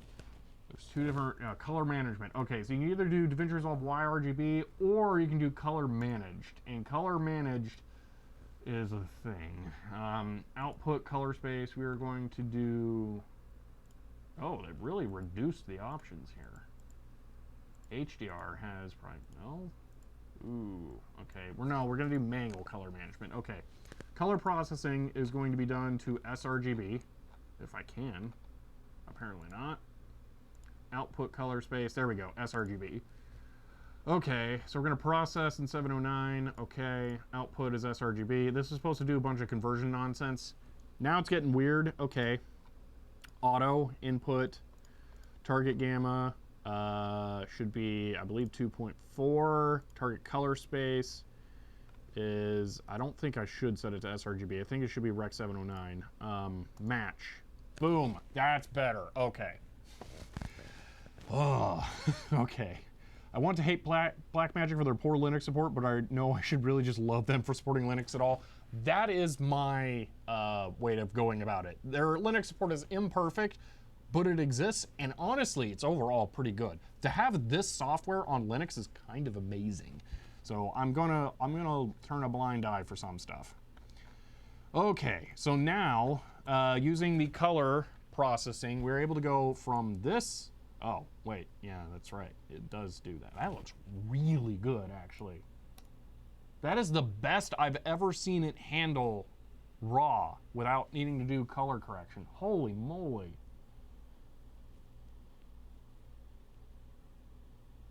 So, okay, let me explain some more stuff about Resolve, because this is a whole nightmare. As I mentioned, I'm shooting in log, okay? So all this color stuff is just magic for me? Yeah, it is a big nightmare. if I come down to here and we go over to this, we can change how the files are processed. So we have the color science is Gen 5. Well, we can change this using Blackmagic Raw. Use decode quality 3840 2160. I think I may not be able to change this because it is raw. I should be able to though. Why can't I? Clip. Here we go. Now we can adjust stuff. So in here we can change how the color science is handled. They have two different versions of all their color math. We can adjust a bunch of stuff here. This is part of the magic Blackmagic Raw. So if I come into here, I can adjust the white balance and after it's been shot, and because this works with the raw sensor data, this is as good as it can get. So if you do have to do white balance adjustment, you should actually do it here. It's just a huge pain. Are you using a 100% auto calibrating monitor to edit? Yeah, really. Color theory is magic. Yeah, this is getting pretty close to the magicness. So you have those settings for importing. When the clips are imported, if we go to the media page, we can change the source clip processing mode, I believe.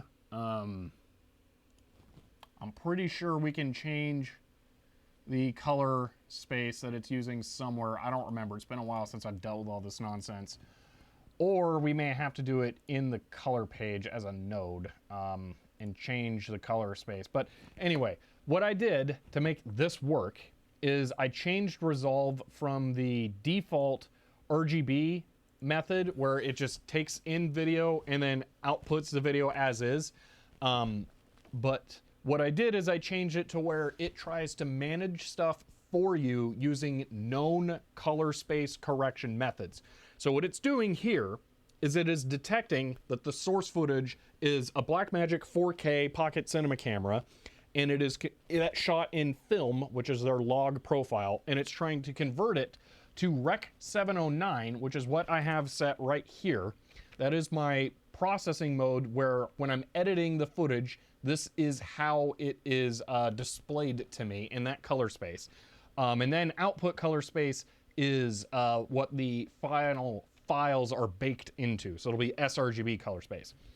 So this is Rec 709 converted film footage, log footage from the camera, all done automatically using known algorithms. Okay, so that's how that works. This makes the color checker a little more accurate when you do it this way, I believe. But it's all, I'm gonna use the phrase, it's all black magic, the way that it works, because they don't like tell you, here's what this is doing in the back end. It's like, you just plug the pieces together and hope it works. Yeah, so algorithms, basically, yes. All this stuff is supposed to happen in this way. So now I should probably set the source gamma to 4K film, is that right? Yes-ish. Okay, so this is setting it supposedly more accurate. Honestly, I think uncolor corrected looks more accurate to what it looks like in real life. So that's a slight... Oh, wait, now it looks unchanged. Why does it look unchanged? Oh, because I disconnected it. There. No, that's the mask. I need this. Let's get rid of the mask now. Boom. Okay, there we go. Have you calibrated your monitor? It's a laptop. You can't. And I have very unusual opinions about color profiles. So the thing is that it's close enough. It is a fairly well calibrated monitor. I can say that. But I'm also just looking at it here and looking at it there, and I can tell based on the way that it's modifying the colors, it's not as correct.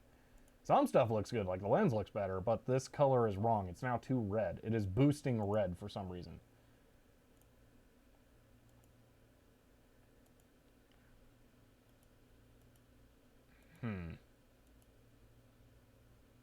I can't adjust these either. So target gamma, I should set maybe to Rec 709. Would that work? No, that's way, way worse.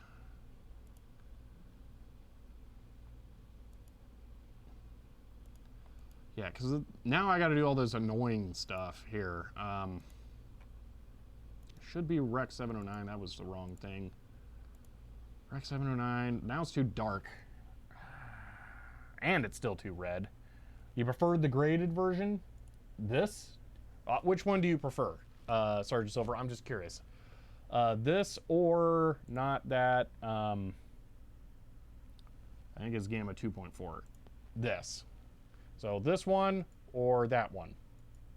That is better in the shadows for sure. But the color is more accurate.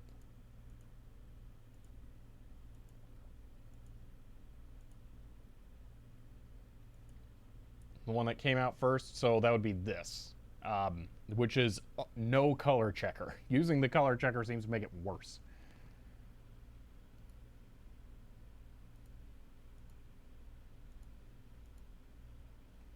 So there's a reason that I do not use Resolve's managed color space. I have had issues with saturation noise in the managed color space.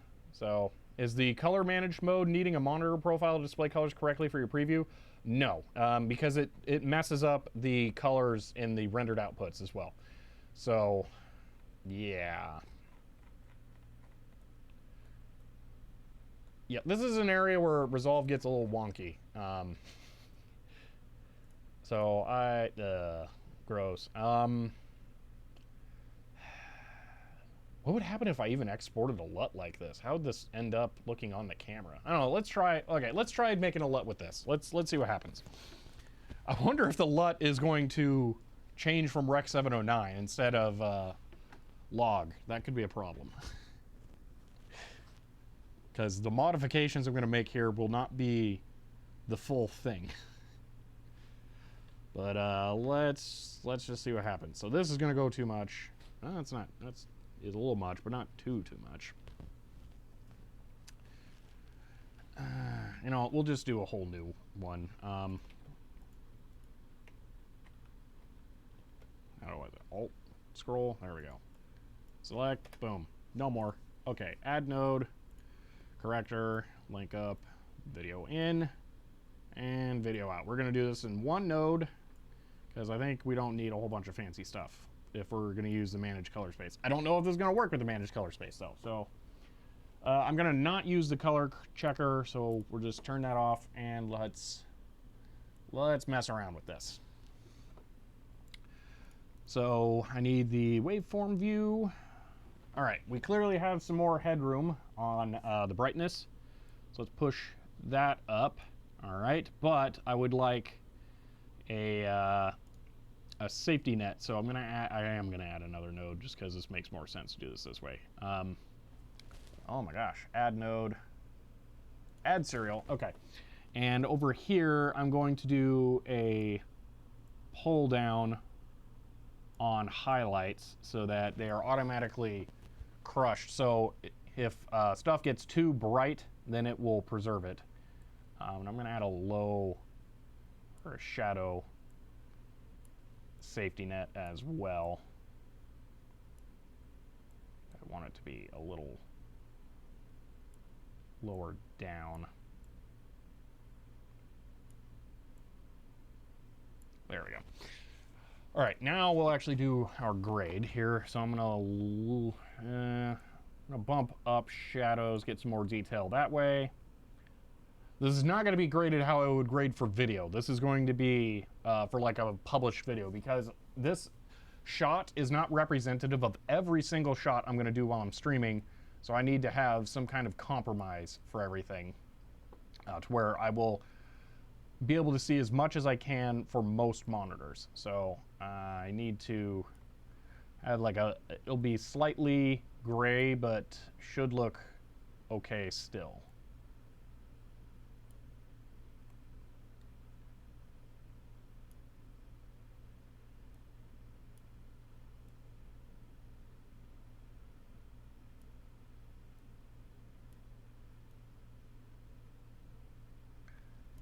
I have the shadow protection set a little too aggressive.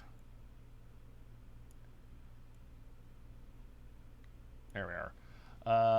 A one should fit most option. Exactly. But I still want it to look pretty good. There we are. We're getting somewhere now. So let's reset lift.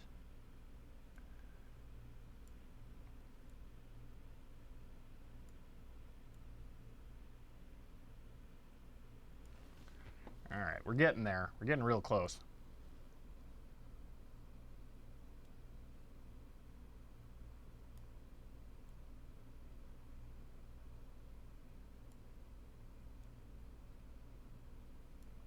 I don't know if this LUT is going to be acceptable to the camera, though. Out of curiosity, what would this look like with it? That looks okay. I can accept that. Okay. Because this is the same camera, I can apply this LUT to it and get an idea of what it would look like. So it's a little bright. But that's fine.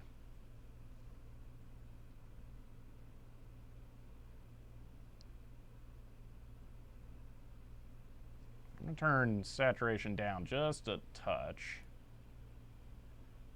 Actually, maybe I should turn down color boost, leave saturation alone. Color boost kind of does low-end saturation more, I found. Okay, that... yeah, it definitely needs some taken out. There we go. What's the vector scope look like? Let's look at that. So without that, is it bouncing off of anything? This is... why is that so small? Let's zoom in here. Oh, of course it doesn't zoom the reticle, because why would you want that?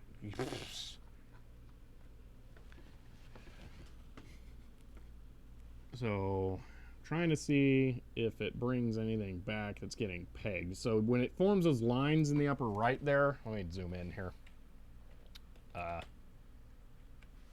Oh, I did something that did bad stuff. Uh-oh, what did I do? Is that a shortcut for cycling through history? I don't know what's going on. Uh-oh. Everything looks fairly normal. I don't like that. Okay, let me zoom in. You have seen that scope view before? Yeah.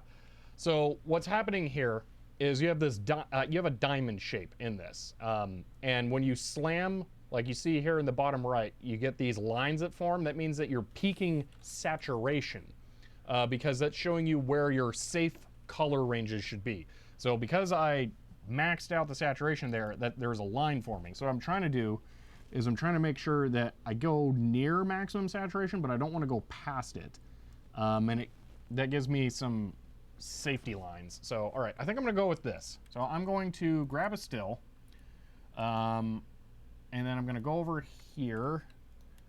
They have real CRT scopes. Yes, I actually do want to get one at some point. Okay, so, oh no, I need to go down here because there's like 3 different places you can right click on this. It's ridiculous. I'm gonna export a 33-point LUT cube. I'm going to save it to this hilariously misproportioned thing.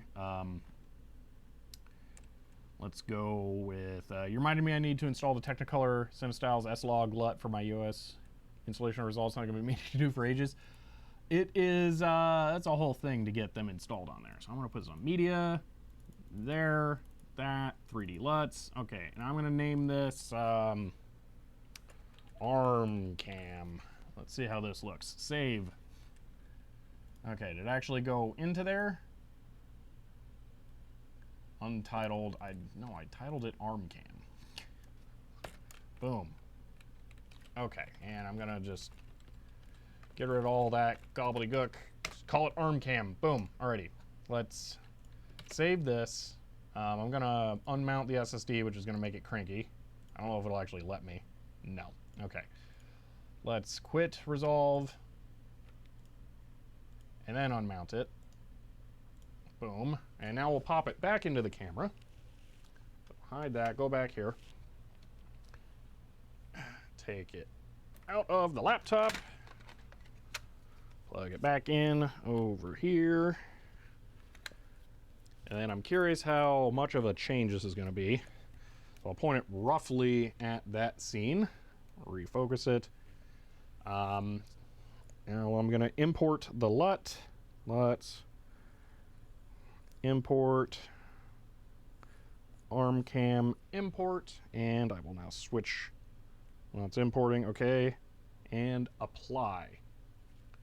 I had a feeling. Okay, so it only saved my changes from the managed color out image, so it didn't save everything from the whole color space correction. So like, I don't have the math that Resolve uses to go from the flat log profile all the way to the finished product. So we got to redo that, and we got to use my actual grade path rather than this, because I have to start from this and grade this to turn it into the image I want.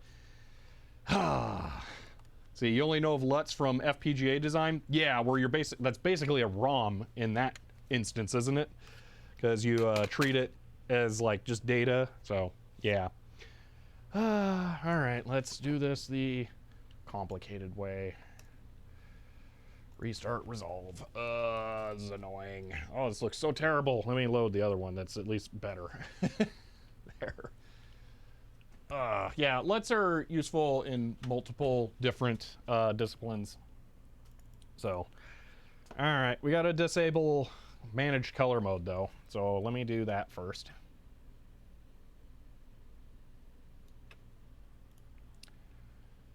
Color management, YRGB, boom. Save, and now that'll look like poo. Okay, bring this back. We're gonna apply this one instead, which is my starting point. Okay. Get rid of that. Now let's grade this thing. So first thing, get rid of my color temperature adjustment. Okay. Now I have multiple stages of this stuff. I've kind of gone over this in some videos. Stretch here is basically how I go from log to Rec 709. Ugh, man, brain stuff, words. So that's a lot of it.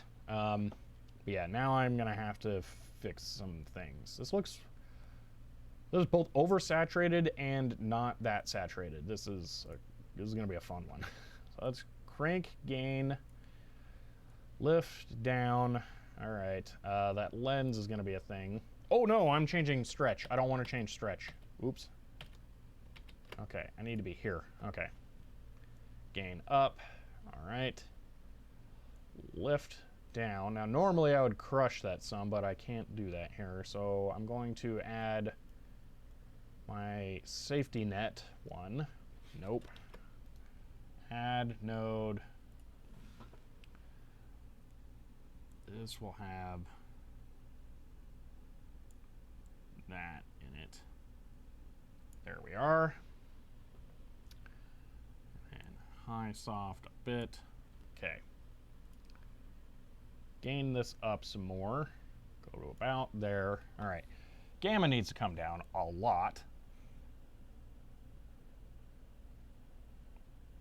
All right, about there. Let's mess with lift some. Okay, that looks about like how it did before, but it's still a little too saturated in my opinion. Let's look at the vector scope. Although it's not as slammed on this, that's weird. All right. Turn down color boost a little bit to get it more even, but then I'm gonna bump up saturation. No, it's a little much.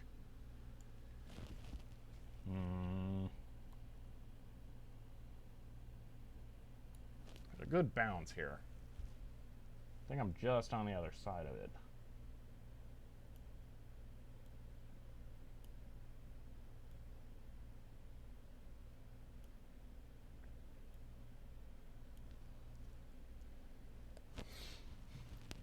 Okay, maybe there. Okay. So we have good color there. I actually have a... Wow, that turned out really good. I think I really like that.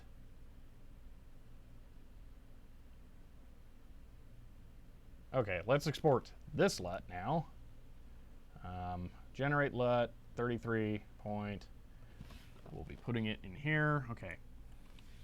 Arm reel. Save. Okay, save this. Quit. Boom. It is in there, named all sorts of weird stuff.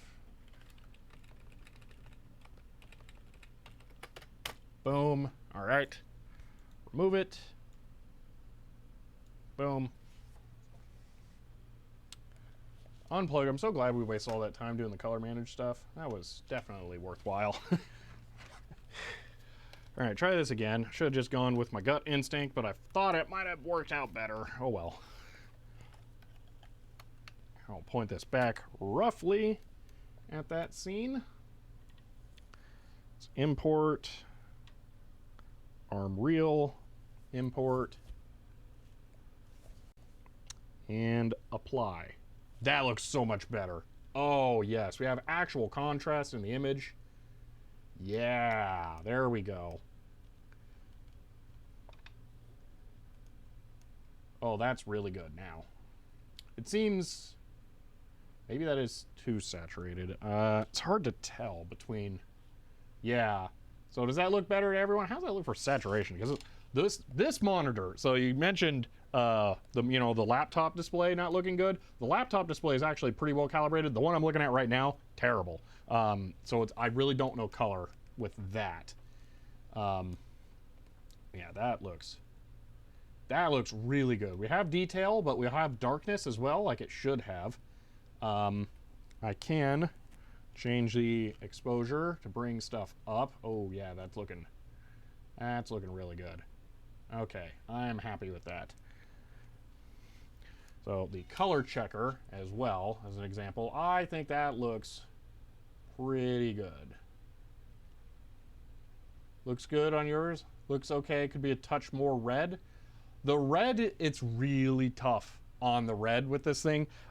These cameras are kind of infamous for blowing out red. So I might have gone a little too far back on pulling out red. So maybe that is part of it. Also, hello, Miris, since it's your first time chatting. It's like on this, so, you know what, that really does not look all that representative to me. Let me see here. Yeah, you know what, I think it could use a little more. All of us are watching this on an uncalibrated. So, don't worry about the uncalibrated monitor thing as much as you might think. That does not make as big of a difference as you might feel. Although one thing I can see here is that the hair I have going on here, way different of a result output than that. That darkness. Although this is a much blacker black. That looks more like my hair, so that's better. So you have OLED TV, so it's pretty good. Okay. So asking over 100 people in non-calibrated monitors for opinions, like asking for trouble. Yeah, but I just want to get a rough idea, because these are the people who are watching. These are the ones that are going to get the final result here. So I scale down. Yeah. Oh, this feels much more natural. All right, I'm going to add some more color. I can simulate this really quick by increasing saturation on OBS with a filter, just to get a rough idea. So I think that will help. So filters. I'm going to enable this first, and I'm going to immediately reset it. All right. And then I'm just going to increase saturation a bit. Yeah, increasing saturation is going to fix it. Although there's some other nonsense going on, because, well, maybe, I don't know, maybe I'll just do it there, because it looks fine on the camera, so maybe I'll leave it slightly less saturated and then go with that, because that looks pretty normal there now to me. And then color checker, that looks pretty good on this monitor. So maybe just go more saturation there, and then on camera I'll leave it as is. So you want a calibrated monitor if you're producing for film, mass media, since you're producing for people watching on an uncalibrated monitor. Yeah. Yeah. So for me, the yellows are more green, the red is blue, and the blue is black. Does this help? Yeah. All right, I'm going to go with that. I feel like it's maybe too saturated, but with Twitch and stuff, you know, maybe that's not a bad way of going. So, okay. for giggles, here's what all that looks like over there now. So, boom, zoom, increase the exposure, and then white balance. Hold on. Boom. So there's that. It's a little blue, but yeah. So we can see that. All that is changing is the aperture. So I could go through and I could increase the ISO, and then you can see even more detail in that. And I could bring this down. So there's a bunch of things to play with. So we can really fine tune stuff as we go along. Let me bring this back down. ISO 400. Looks like I am going to be able to rock ISO 400 over here. That's nice. White balance, real quick like. Here, boom, boom, boom. Perfect. Okay. Oh, I'm really happy with this. I am so happy with this. Are we going to end up doing nothing but camera the whole stream? I didn't really think that was going to happen. But so far, that's all we've done. Oh, out of curiosity, how's that look? Oh, man, that looks really, really good. I'm familiar with how... Yeah, that's great. Okay, I'm very happy with these results now. Okay. Looks good on your CGA monitor. All right. So, ooh, here's a fun thing. How about a colorful box? So there's what that looks like. This is some of those colors that I find peak very easily. You do cam streams? Yeah. I feel like that... Oh, so maybe it just needs to be a little brighter. That's the problem. Yeah, man, this is so much better than the GoPro. Oh, wow. This is awesome. For comparison, let's add in this that has some red going on. So, red box. There you go. There's a red box. It's a little bright now. Boom. How about that? So, DVD only for Windows. I'm using it on Linux. Yeah, so... The red, oh, you want to see that? Boom. There's some red for you. That's a little bit overdone, I want to say. So, but it's just kind of, this thing is super duper red.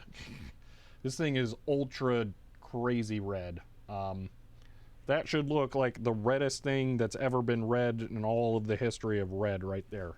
So, it's a bit pinkish.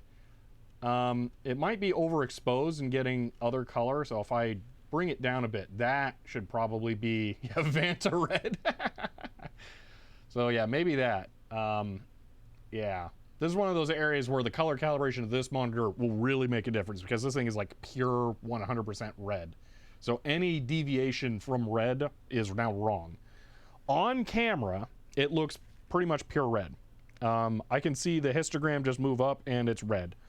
The other two don't really change too much. So, yeah, it is fun playing with new stuff. This thing is, I really like this so much. Oh, man. I was afraid that having to manage all of this on here would be a little too much work and that it would be overwhelming, but the level of control I have, it's going to be awesome. It's going to be really, really nice. I can already tell. This is the future. This is the way to do this. Autofocus is going to be fun to manage all the time, but yeah. Looks quite orangish. Your monitor might not be well calibrated. It looks orange on this too, but that's just because that monitor is not great. So there was a hint of orange, but yes, it was better than the GoPro. Yeah. So, what else can we look at that normally would look terrible, but on this should now look awesome? Let's see, CRTs. Ooh, ho, ho, ho. Let's see if we pull an oscilloscope up here. We can now do some fancy pants stuff. So let's see what we can do with that. Just have to get it plugged into power here. And that is, in fact, plugged in.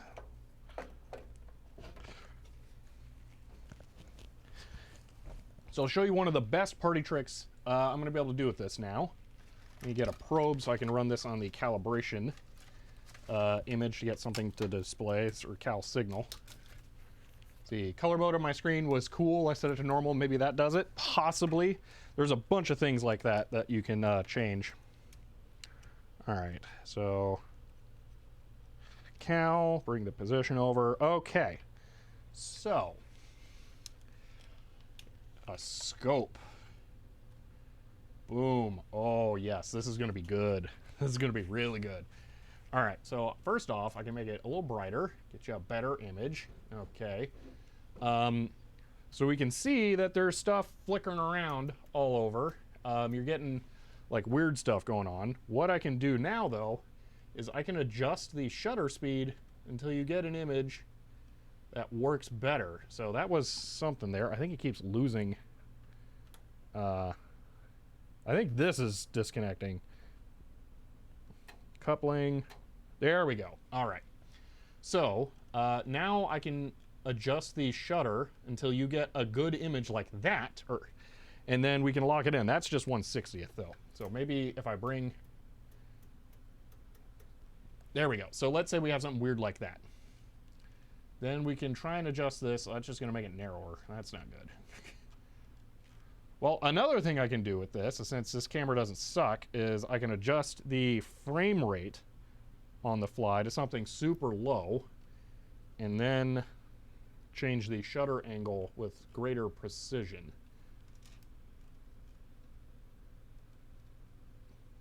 Ooh, this one's going to be complicated. Trigger level not properly set. Well, it is set now.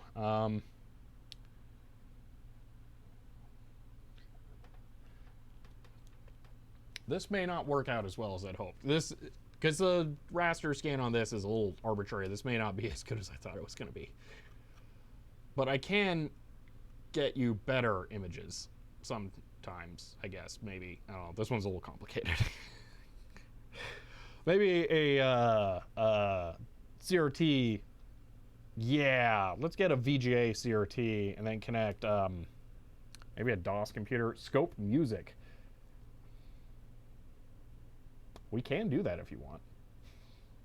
You want to do that? We can do that. Like that. It's actually not going to be that difficult. I am prepared for this.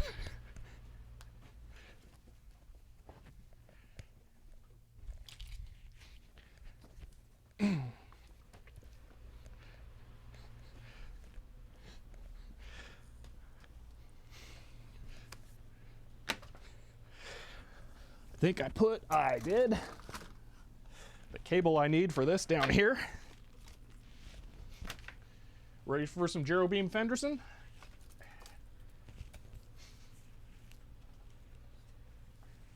The frame rate, yeah, so it's 24 frames per second, so I can bump it back up to 60, so you don't want to vomit. So, boop, there we are. Now it's going to be weird.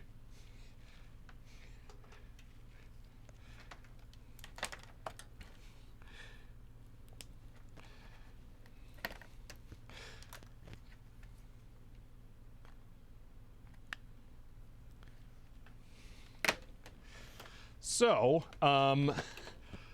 this is possible that some of you don't know what I'm about to do. I have shown this in a video, but I didn't really focus on it, so I haven't covered it too much. I'm going to go to the file browser.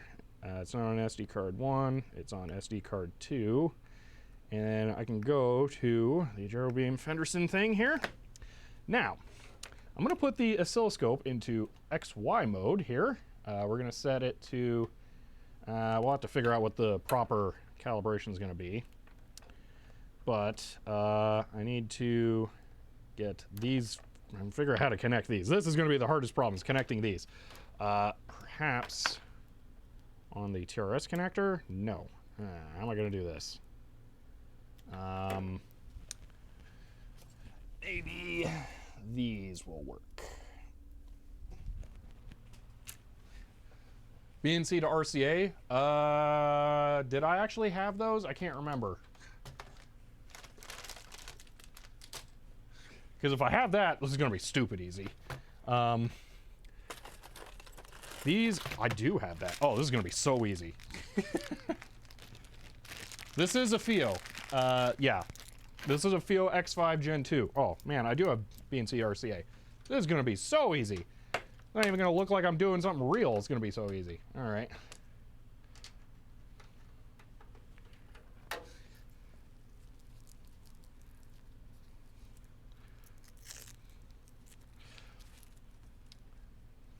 See, I had a little pocket music player in a drawer somewhere. Yeah, so this music player, let's do DC, DC, boom.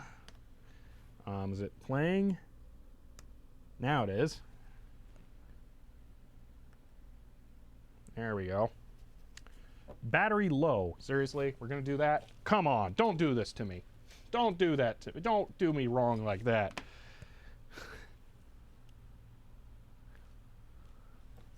No, that's rude, FIO. Battery bank. Just listen to music on this thing on the way here. USB cable, okay. Battery bank has a charge.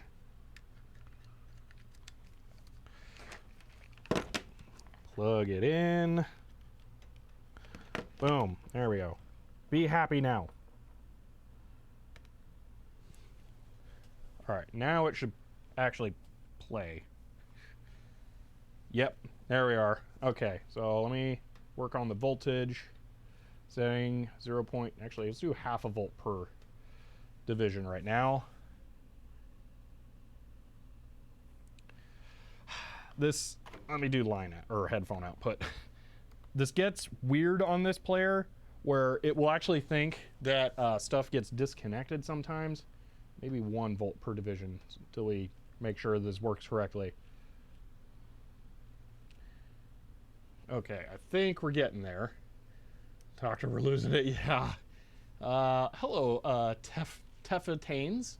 Since your first time chatting. All right, we're about to have this. I think I can bump this up to half a volt. I cannot play this for you.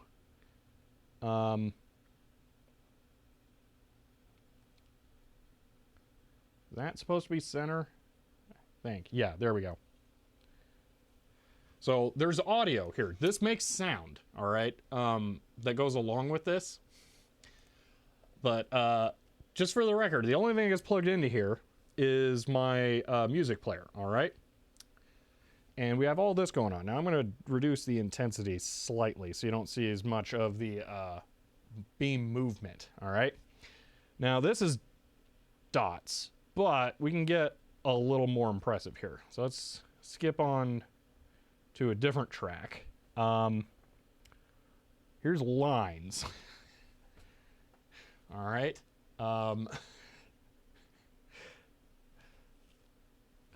I do not think I could actually show this with the GoPro. I don't think this would be worthwhile.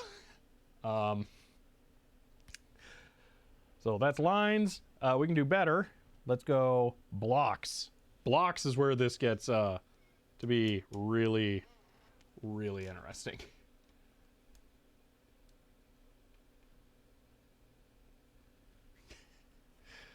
So I will turn the intensity down a little bit again here. Maybe the exposure. You want mushrooms? We can do mushrooms. Personally, planets is my favorite. Oh, I don't think I have mushroom. No, there's shrooms. All right, here we go. We're jumping all the way to 11 here now. So the thing to remember is that there is actual music that sounds good while this is playing. We're connected to the XY. Wait a minute, is something wrong here?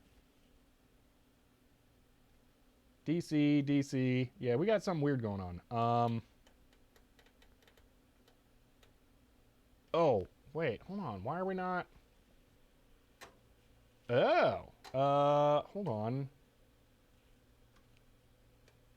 There we are. Okay, now let me reset this. Okay, now this is going to be impressive. Okay, so this is being done as sound, and I have it connected to the oscilloscope. I cannot play the sound for you because it is all copyrighted. I really like how this stuff sounds. Hans, I'm a big electronics fan, and the more raw and industrial it sounds, the more I end up liking it. So I really like this stuff. To me, this is really cool. Yeah, it's just a WAV file. This is a WAV file that is playing from my music player. So this music player is playing this, and it is sound. I also have this on vinyl, but this does not work. The fidelity of the record is not good enough to do this, unfortunately. I think I might this, and then can I bring it back, or I'm trying to make it slightly bigger so that, and then bring it in and bring it in. No. Okay, so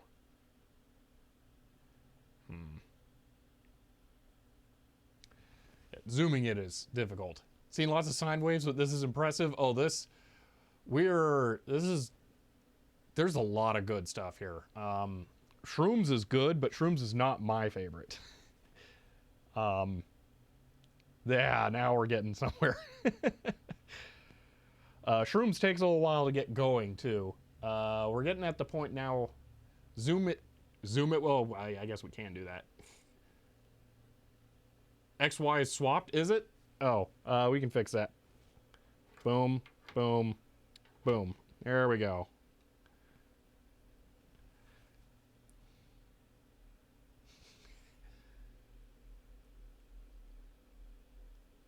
I'm going to turn the intensity down a bit as well, so it's sharper.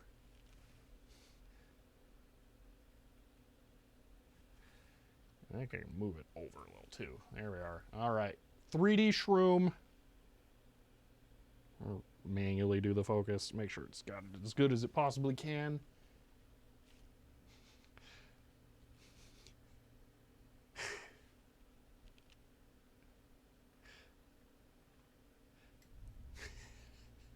And again, the really impressive part here is that this is all sound, and it actually is not bad music.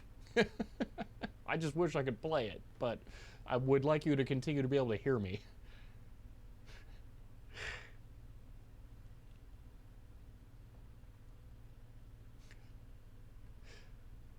And asteroid boards, yes, because this does work in the same way that vector arcade games and like the just consoles in general, like a Vectrex or Star Wars or Battlezone, it works like that. But the idea is that it does it with sound.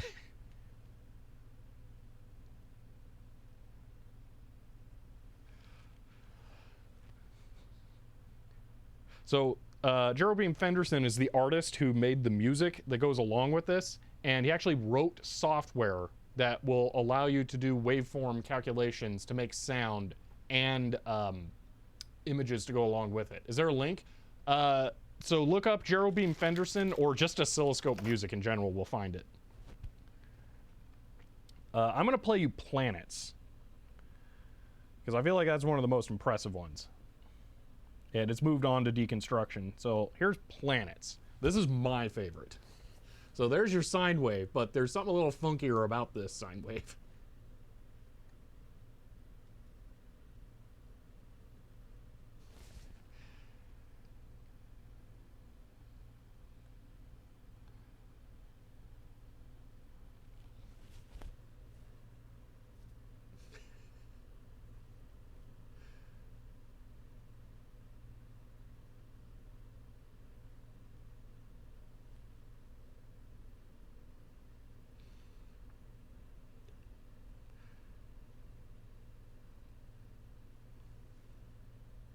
What is the...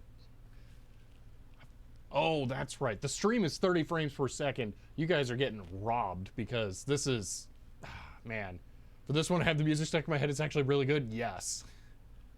But you guys are getting robbed of this only being 30 frames per second because this is so ridiculously smooth in person, especially those spheres. Oh, they're amazing.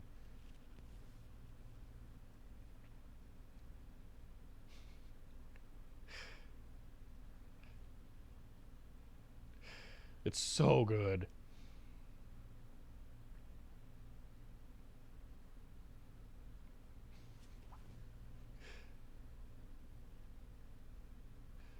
60 FPS YouTube video. There's other people who filmed this on YouTube, so you could probably find that. I bet Jeremy himself has actually put it up. Don't abuse substances, yeah.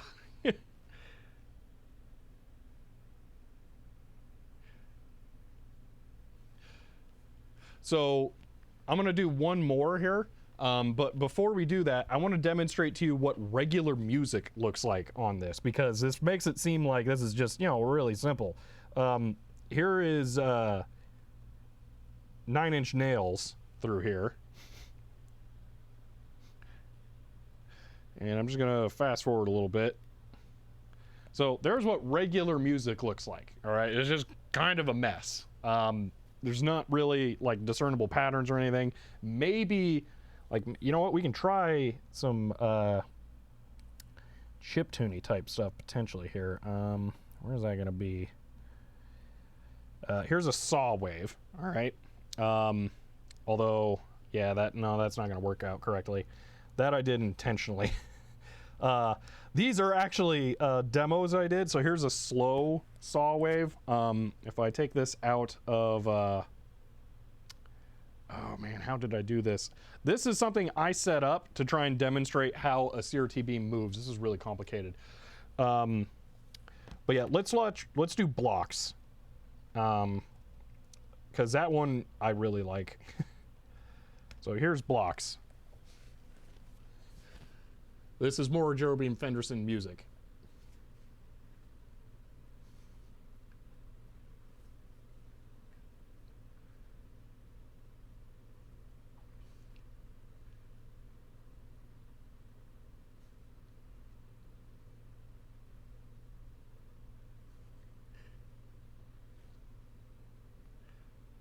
Really wish I could get the voltages right. You know what? I'm going to pop it up one more. Boom, boom. Now it'll be slightly higher resolution.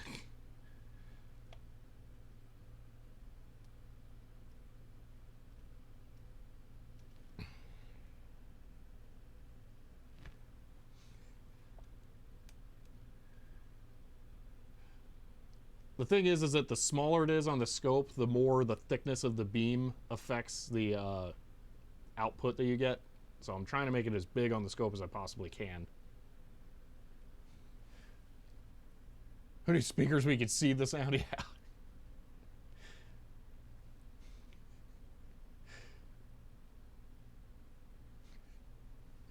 So now we know what this music looks like. I'm curious what Vectrex games would sound like. Oh, probably just garbage. So...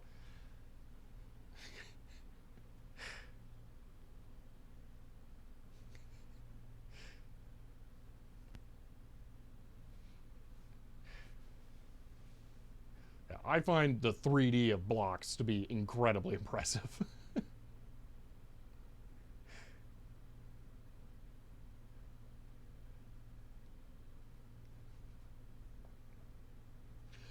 Let's see. Somebody mentioned. Oh yeah, you should make one that shows the TT logo. This has already been taken for an intro for someone. Oh my gosh, Techmoan.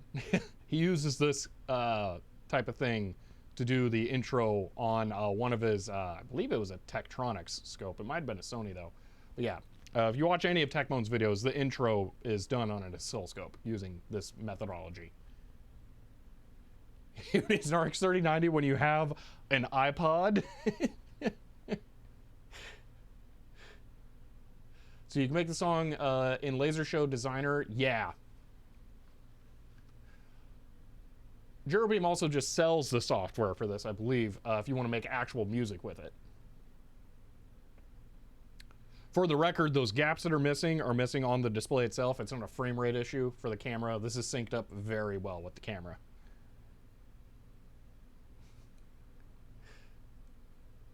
I'll make it slightly brighter now that you're farther away. But if I make it too bright, then you'll see all the lines that are connecting all the little sections. So it's kind of like a balance. Also, we don't have a Z input signal. I I could have external trigger, but we don't have 3 dimensions. I don't know what we would do with Z.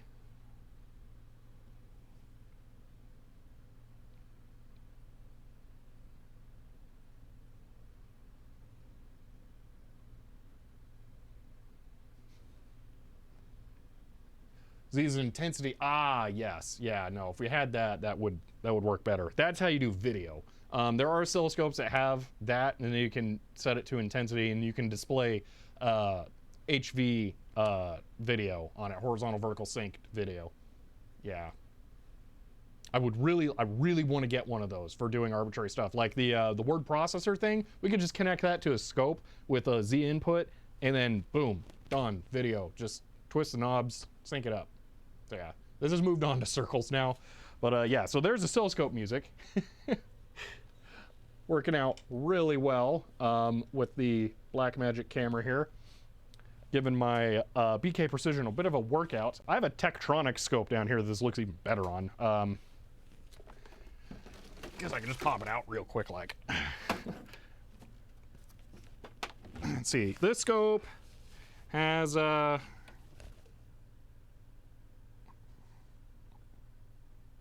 wait, this has a Z. What?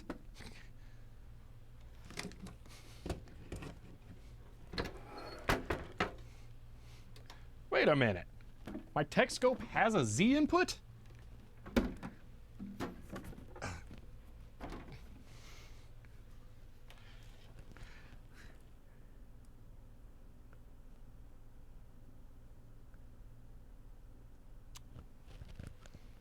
How did I not know this?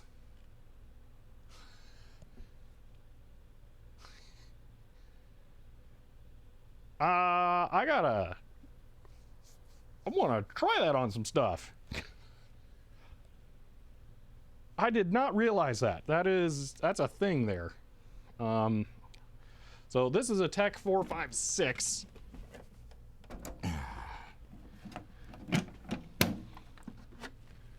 It is an obscenely pretty oscilloscope.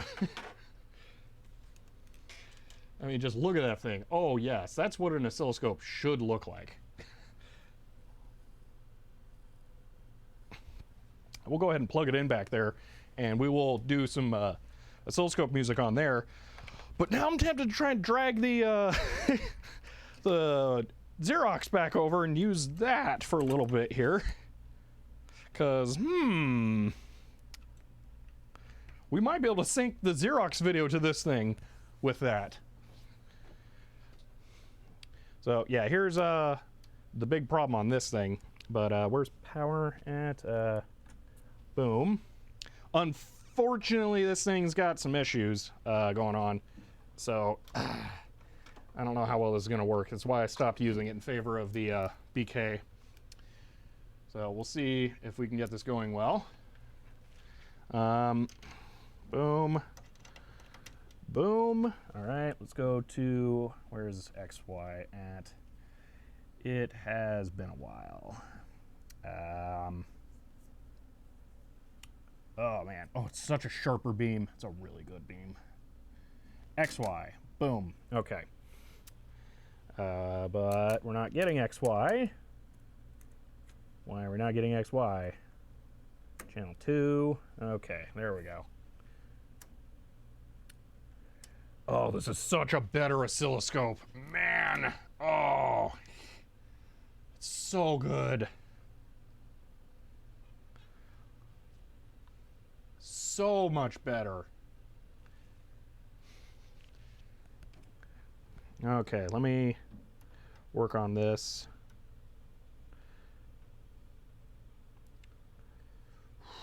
Wow, this is man, in person this thing is insane. Yeah, look at that. Wow. The beam sharpness. I mean, I'm going to mess with focus, but it's not going to be needed. Oh my gosh, it's so good. Holy moly. That BK sucks. It can go back under the bench. This thing's staying out.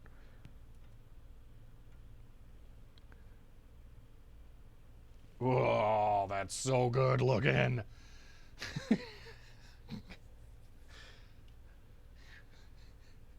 Hello, Biffus. Definitely use my 80 megahertz when I try this. Yeah. Yeah, this is excellent. All right, let me give this a little bit fuller screen because then it'll be even sharper.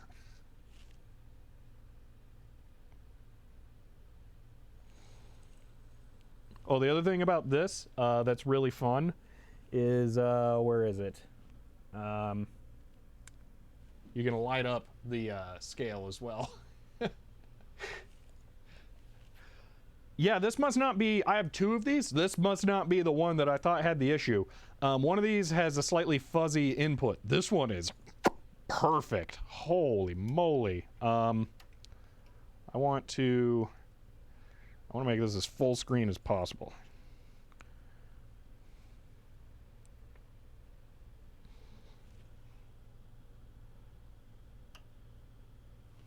Yeah, that thing's just showing off. Oh, wow. In person, this is intense.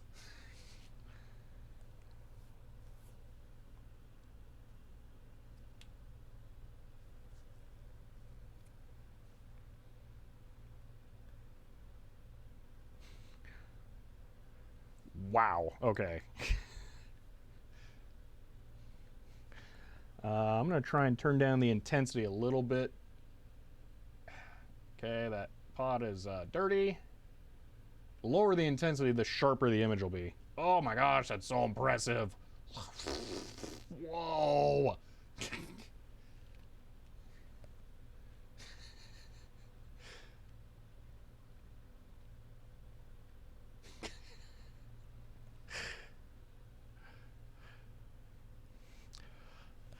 Poor BK. The BK sucks. It just is not a good scope. It's just easy to use and reliable. This thing is weird. I'm also slightly more comfortable and familiar with this one though, so maybe I really should just use it more. I think I need to squish X a little bit here, or Y. There we go. Oh my gosh, that's impressive.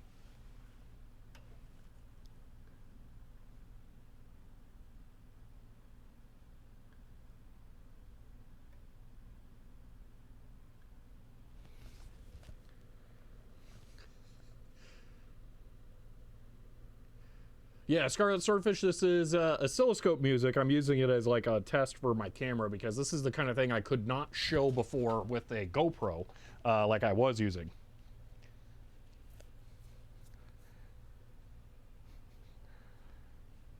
This looks so good. This is awesome. Light bulb filament?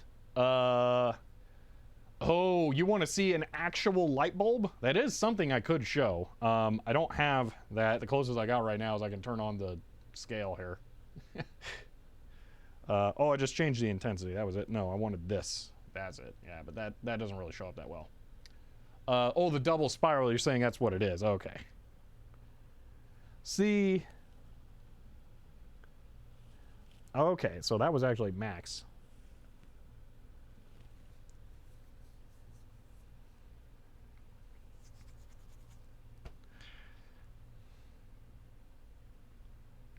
This is too much fun.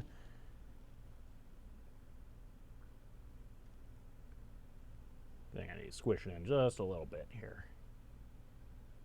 There we are.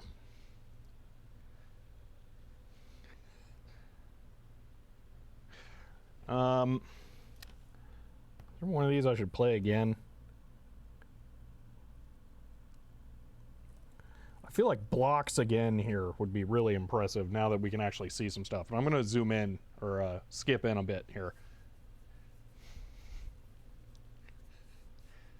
Because now you're actually going to be able to see stuff.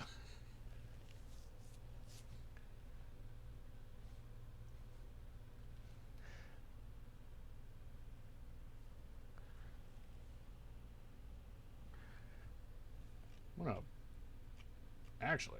Ooh, there we go.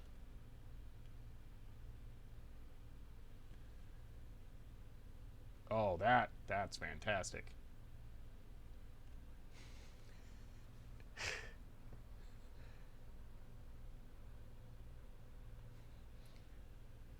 Let's see, how much time we've been live here? I don't know if I want to try and say, oh, that looks so much better on this. That looks dramatically better. I think I may have X and Y flipped again. Oh, wow, that is so much more impressive on this one.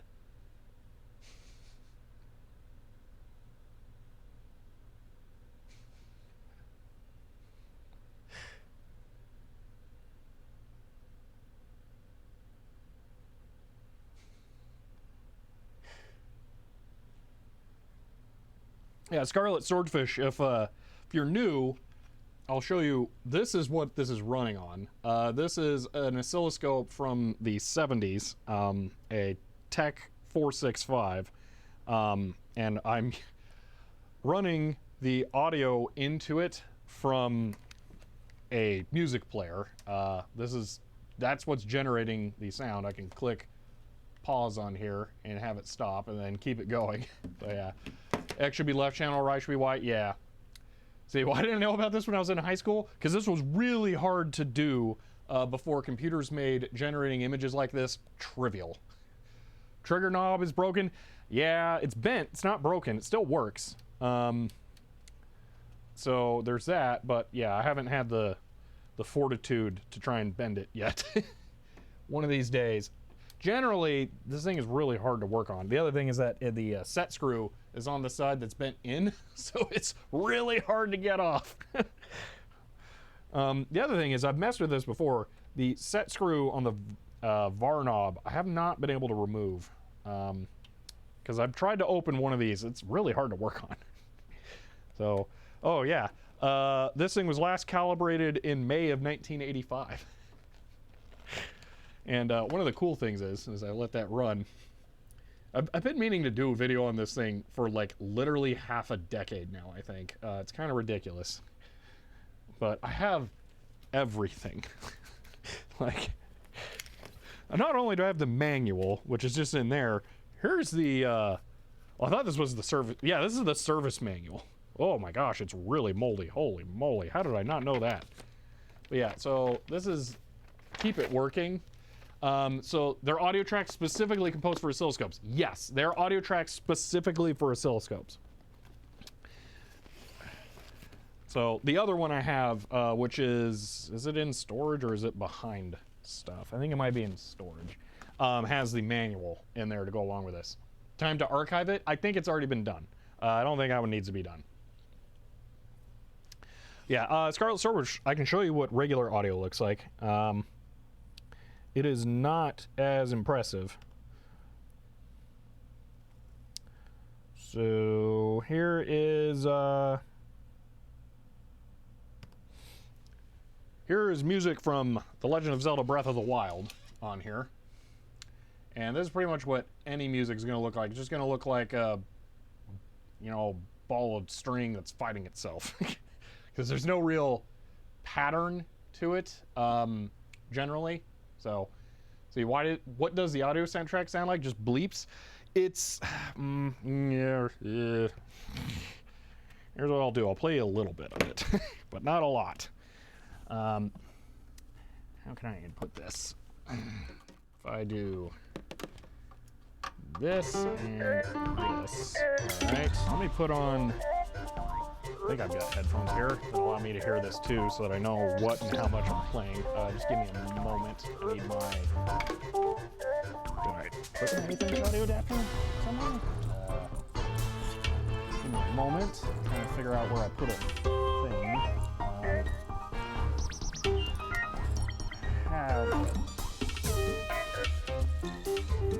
The headphone port on this is 1/4 inch, and I don't have 1/4 inch headphones, because who has 1/4 inch headphones? So I need to get an 1/8 inch audio adapter, and I don't know where I put it. You're fighting a Guardian right now? Kind of. Actually, there's the Guardian's music. Sounds like music from Breath of the Wild? Yeah, silence, for sure. Oh, wait, it's plugged in. That's right. Yeah, that might be really loud. My apologies. Or did I did turn it down. Yeah, this is still the Breath of the Wild music, because I know that's going to be somewhat safe. I'll be right back. I need to find headphone adapter.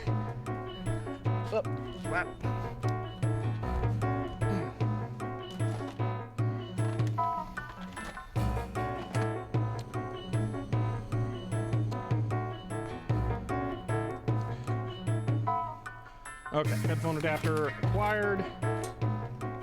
Now I should be able to hear it in a moment. Totally safe. We all know Nintendo. Yeah. Phones. Test. Did it pause?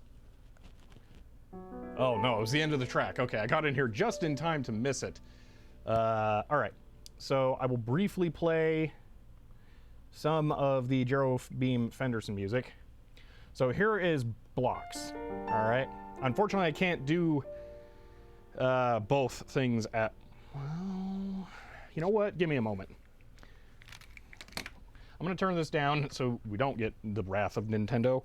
I'm gonna see if I have a splitter that'll work, because we might be able to listen to this and show it briefly.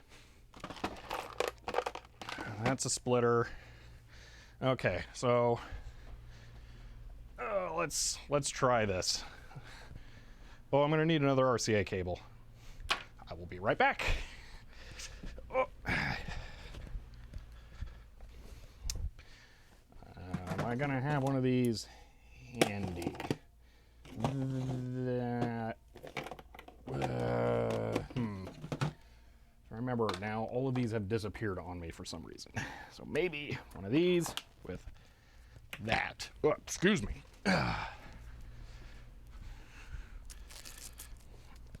Okay. What are you doing? By the way, love Breath of the Wild music. Hello, Herod y'all. Since it's first time chatting. I'm kind of messing around because I bought a new camera, and it came in today, and I'm just kind of experimenting with what we can do with it.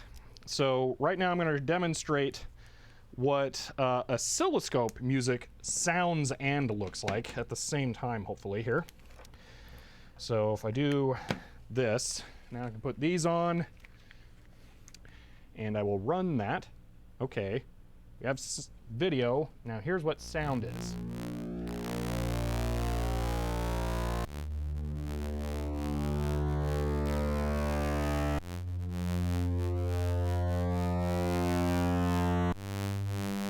Now, one thing to keep in mind is that the sound is intended to be music in addition to just video. So you could display these types of things with different sound, or different video, I could say. It's weird, it's interlinked. That might be a little loud. Let me turn it down slightly here. That's not the right channel. There we go. So some of these sound more like music than other ones do. Some of them are more conceptual to get the video to look like it should. Well, I'm gonna turn this down even more. All right, so I'm gonna play Planets, which generally sounds good and looks good. These are backwards.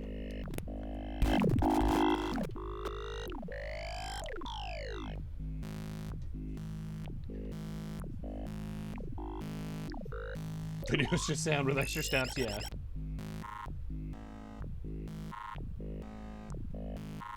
Yeah, this is the other thing. This is like pure stereo sound because it just has to be.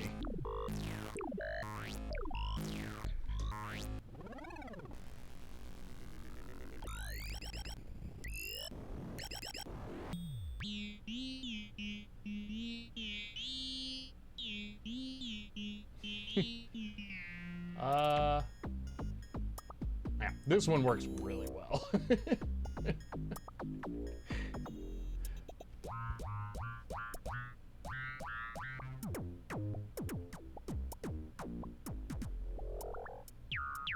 Anyway, I shouldn't play too much of this because it is copyrighted music. I don't think they've given it clearance to just be played all the time. It's extremely demo scene. Yeah, Scarlet Swordfish, it is.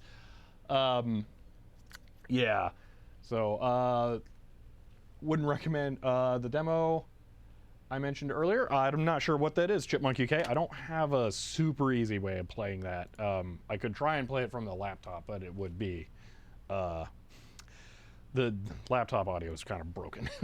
Yeah, but yeah, that's this. This is saying me while I'm over here barely able to get a scope. These are old scopes, so both of these really. They're not very new. I guess that's what old means. But the thing is that you can look on Craigslist for old oscilloscopes. It really shouldn't be that much. I paid, well, that one I got at Goodwill for like 30 bucks. Well, actually, that one too. I bought one of these on Craigslist for $60. I have two of these. I don't necessarily recommend getting an old oscilloscope as your first oscilloscope. You should get an old CRT oscilloscope if you have a reason to get an old CRT oscilloscope, because these are almost completely useless for any digital signal tests, because that stuff happens so quickly that it's really hard to see any of it. So you can get like a 300 megahertz scope, which is 3 times faster than this thing can do, for, I want to say, around $300. They're expensive, but they're more useful for modern stuff. So that's the thing. And usually with stuff like the Rigel scopes, you can get a cheaper one that's like 100 megahertz and then do some serial port hacking to get it up to 300 megahertz. So, because they're like software limited usually. But yeah, there's yeah, these are kind of wonky, and then you have to maintain them because like there's things that go on with them. Let me look at the calibration on this, because I don't know what it's like. We're gonna go back to one channel, take a look at the calibration signal. Where is it? There it is. Messing around with the trigger. It's been a little while, so give me a moment here.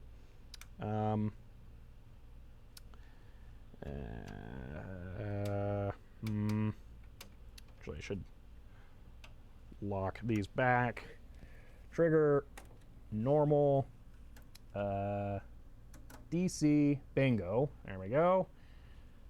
Increase the voltage level. So this is what a digital signal would look like. Why would you need an old scope? Specifically for analog signals, analog scopes can be helpful. So if you want to see video signals, this can be helpful. Or older devices where you might need to see like clean ramps and you want to look for transients. Like if you're working on a CRT, having one of these is extremely helpful because of the way they process the data immediately. There's nothing in between you and it. It doesn't have to sample it at a specific rate. Yeah. Yeah, the cheap ones can't do the music properly. No, Helen Croft, that is, that's a thing.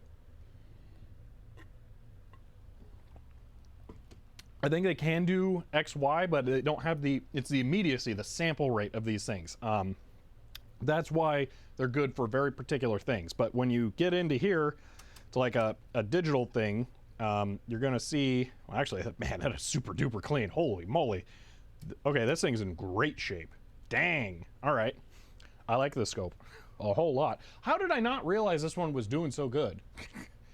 I thought that this scope had issues, but man, that's perfect. Man, all right. Well, good to know that. Huh. Well then, cool. We can do 2 channel. Oh wait, no, that's not what we want. Alternate. There we go. Where'd that go? I don't know where it went. Yep, there it is. Oh, because I was so time-based. Yeah. Okay. Alt. No, that should work. Why are we not getting both views? Alternate. Is it because I don't have both things connected? Weird. Yeah, so old scopes can be wonky, too. Yeah. More that you need the persistence of the phosphor gives, which isn't the same on digital scopes. That is a thing. So, like, actually, if we go back to this... Oh, that's it. My push buttons are dirty. Yay. So if we go back to this, there should be lines that you can see that go up in between these, the peaks, and I can increase the intensity to the point where I can see those lines show up. So that's a thing. I can increase the gain on the oscilloscope with a knob that'll show me more information. So what good digital oscilloscope brands do you recommend? That's a budget question, not a what works well question. It's what you can afford. You buy the most money you can spend on a scope is the best scope you can get. It all depends on what you want. Yeah. Alt runs channel 1, then channel 2 swaps between them mid sweep. Oh, okay, so that would be All right. Well, I thought, yeah, but so if there's no signal on channel 2, then maybe alt won't work. Okay, channel 2 should just like, where's the thing? It's underneath ground. There we go. So I just want to see that, but I can't get that back. That's weird. I don't know. Whatever. Go back to channel 1. Yeah, Rigel is a good cheap scope. Cheap. That you can get, that a lot of entry-level people get. So you can get those on Amazon. I do not own one of those. I don't actually own a nice digital scope. I have these, and then I have a logic analyzer, and I've just skipped the digital scope section entirely. My logic analyzer, excuse me, does have analog channels, but it doesn't, it's not very good at it. It's actually about the same as this, 100 megahertz. So it has limitations that are severe. I would use that for, well, actually, I've used it for VGA processing, which it's just basically the same thing as this. It just has more channels, that's all. You know, it's funny, I kind of mentioned we would end up playing with oscilloscope, but I didn't think it would be these. So, in alt mode, trigger also changes with it. You're on normal trigger. Okay. There's a lot of knobs to twist on this, and it's been a while. So if I wanted to get serious about this thing, I'm gonna have to get some practice back in. So, and I think I might, because it's in way better shape than I remembered. Way better shape. I mean, obviously this sucks, but you know, what can you do? So I feel bad for you for teasing with DSO with GPIB and never followed up. Nah, it's fine. Don't worry about it. Stuff happens. But yeah, this is nice. I like this. The whole, not just the oscilloscope, the camera. This setup is working so much better than I thought it would. This is now super duper awesome. I really appreciate everyone making this happen. This is so great. I'm gonna have to get the new ball joint though, because that one's toast. Let me put some of this stuff away, because there's like a whole lot. Although I'm actually gonna leave my field charging, because I'm gonna use that for music on the drive home. Let me just turn that off and let it keep going. Oh, it shut off. It is super low. See, we have expensive-ish techs at work, and I've got a Rigel at home. Totally happy with the Rigel. Yeah, I don't really think most people have an issue with the Rigels. It's just, and it might be Rigel. I don't know the pronunciation. It's just that they do not have some features. Like, does your Rigel or Rigel? I'm not really sure which one it is. Does your Rigel have digital signal decoding for stuff like I2C, serial, SPI, all that stuff? Or is it just analog visual representation? Because if it has that kind of stuff, get the cheap one. There's no reason to get an expensive one. Because that stuff's super handy. Okay. All right. So, yeah, if you can get digital signals to be decoded, yeah, get that. Because that's everything you really need. All right, I'm going to let that power down. These get, well, it's not that warm. See, get the old high-end scopes from work when they upgrade. Yeah, that's an option if you are in the position to do that, for sure.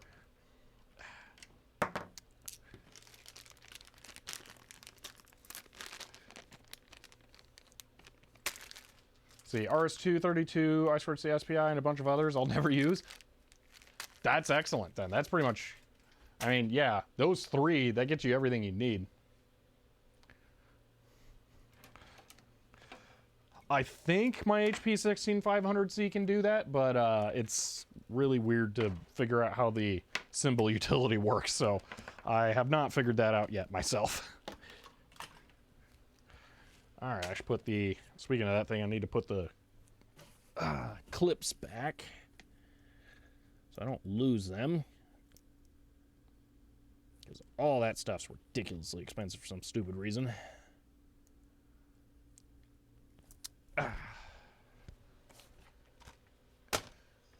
see. My work closed their company store. No more cheap lab equipment. Ah, that's unfortunate. My other one of these, I don't think I have. I don't think I've moved them into here.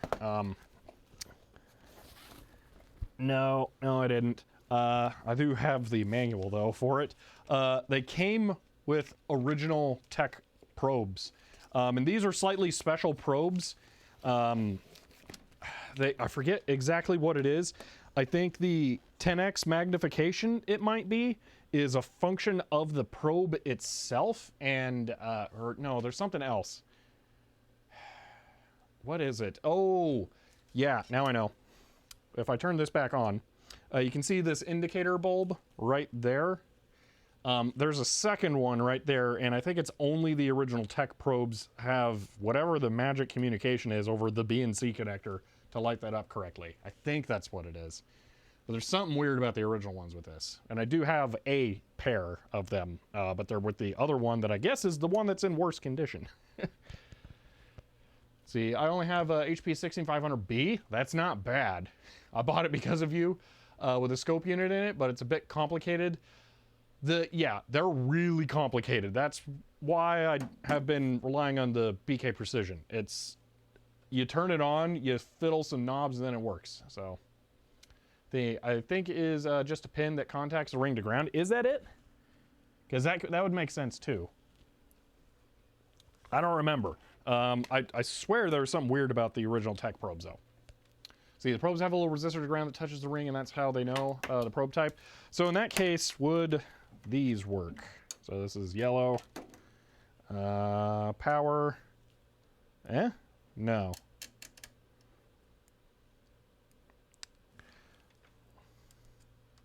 So if I bring this back, reset the stuff, channel 1, trigger, zoom out. Where'd it go? Ground, where's that at? Well, that's weird.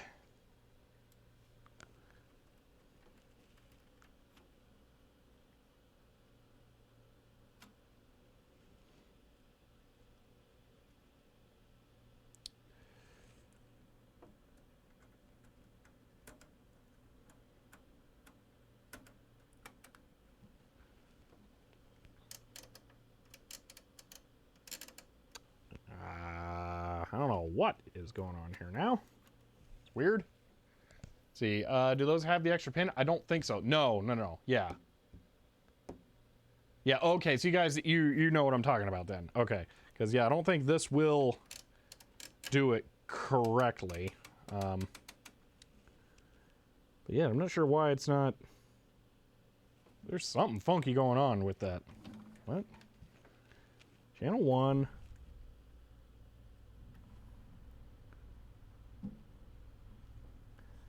What on earth?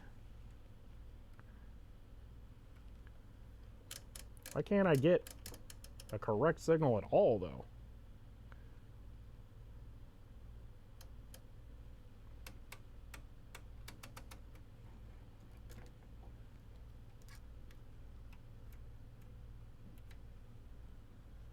Oh my gosh, I'm on ground. I'm an idiot.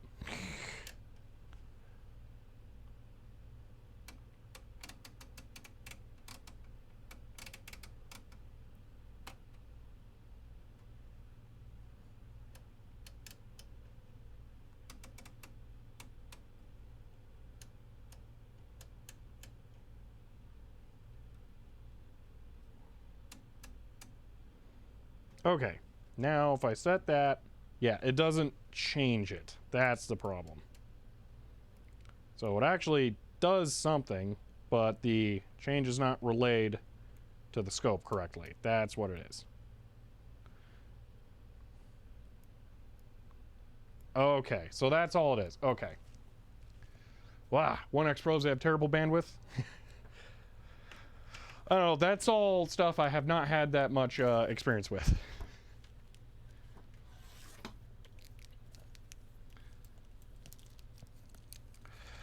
But all right, let me get this put away here. Oh yeah.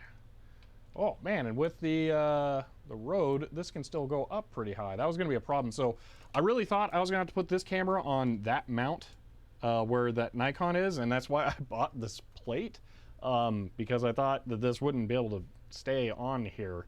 So now I didn't need to waste money on this metal bracket. That's a thing. But at least I can leave the Nikon on there so it can wobble to its heart's content. But yeah, I'm just gonna get a different ball joint, and this is gonna rock. Man, I really didn't think I was gonna work that well. This is awesome. Where did I put the faceplate? It just, oh my gosh, it's on the workbench over here. Switch set divides the signal by 10, so you have to multiply at the scope, get the same signal. Yeah.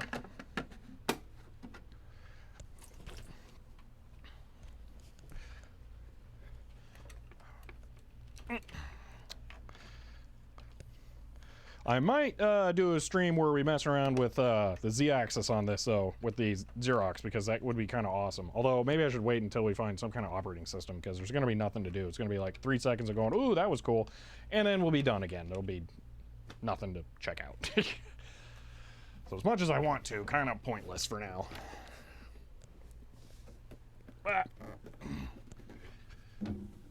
Oh.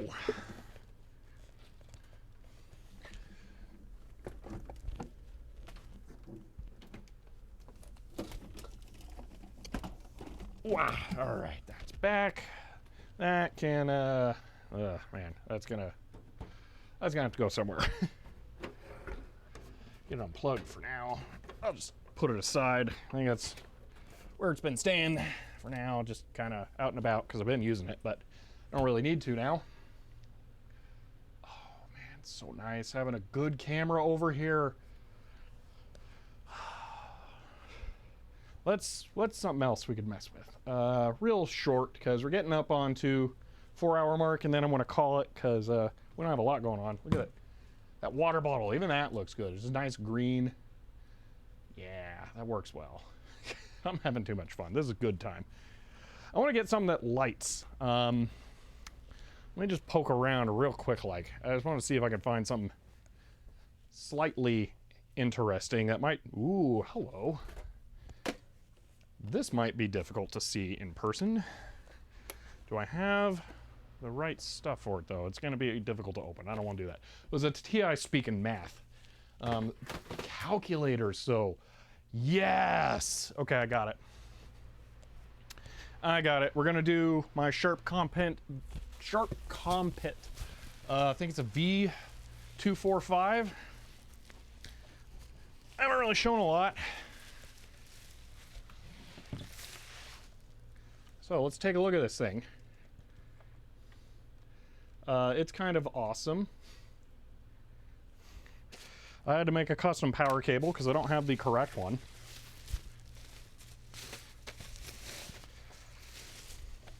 So it is a 243, a Sharp Compet V243.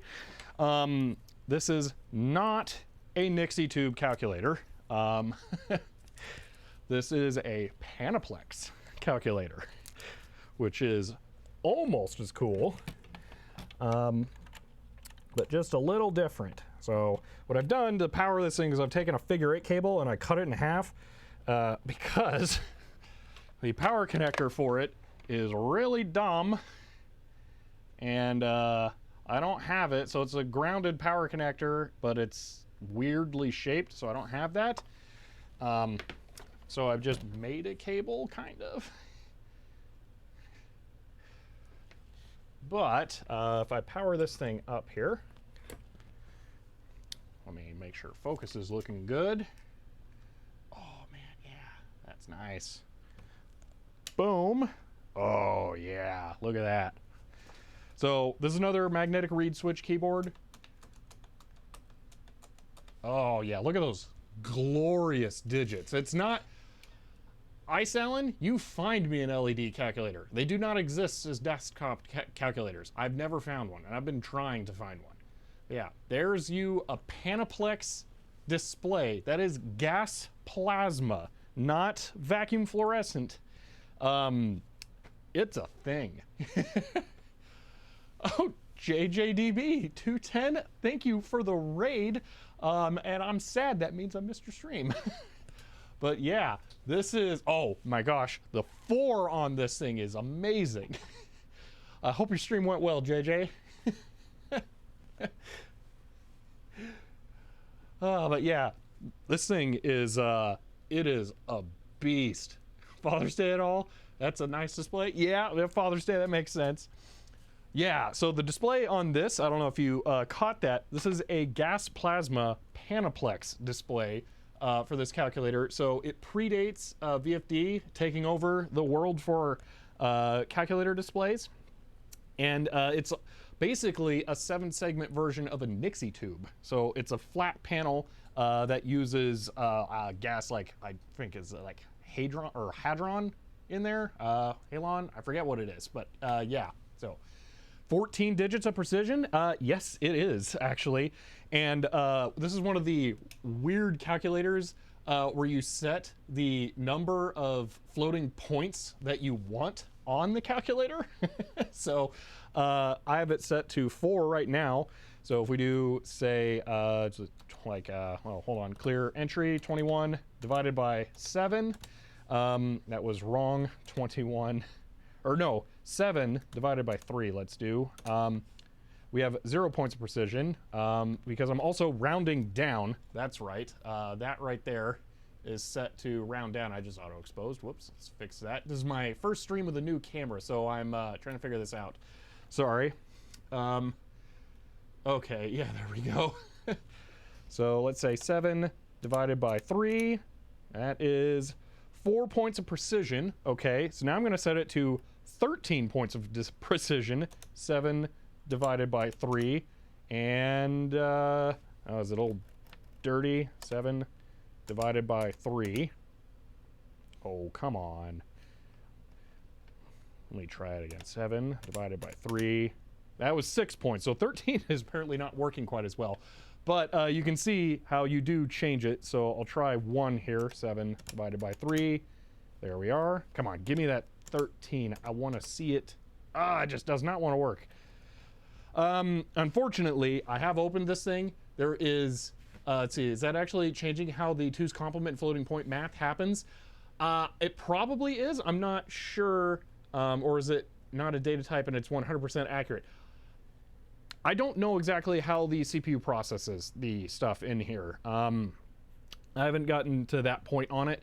Right now, I'm more concerned about why this is not working, because there's actually a big corrosive leak spot inside of this thing that probably got to that. So I haven't done too much research onto, there we go. Finally, it worked, onto how it works. Excuse me, because I need to spend some time debugging other stuff. So I haven't done all the research on it.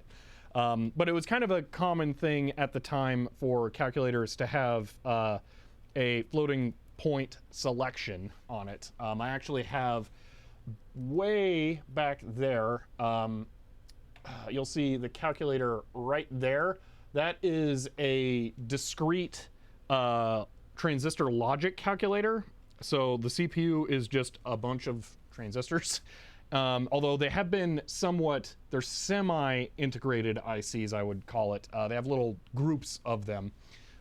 So it has like manually defined registers and stuff. So the way it works completely differently than you might think. I suspect this is similar because it's around the same era. Both of these are early 70s. I think this was 72 actually. So yeah. Does it do pi? I forget what is the rough pi equivalent division? Is it like, I thought it was like 21 divided by 4, but I can't remember what it is. Divided by 4. Nope. But yeah, what does the floating point selector do? It is how many points of precision you get. 22 divided by 7. Okay, so let's run this. Okay, so I'm gonna do 22 divided by 7 with 1 point of precision. All right, I need to not hit the auto expose button. So 22 divided by 7 with it set to 1. So we get 1 point of precision. I'm going to set it to 2. 22 divided by 7. We will get 2 points of precision, and so on. I can set it up to 13 if it's actually going to work here. It is. And we'll get a full set of that. So the reason you do that, so if I set it to 13 again, 20, sorry, it's not, hold on, clear entry, 22 divided by 7, it takes time for it to do the math, but if I set it to 1, 22 divided by 7, okay, actually it took about as much time there, I guess. I thought it would truncate and do math quicker, maybe not. But it changes how much you get in the output. So, and it'll adjust how much it does on the display. Like one reason you might want to do 2 and then round is if you're doing financial calculations. So that's a common thing.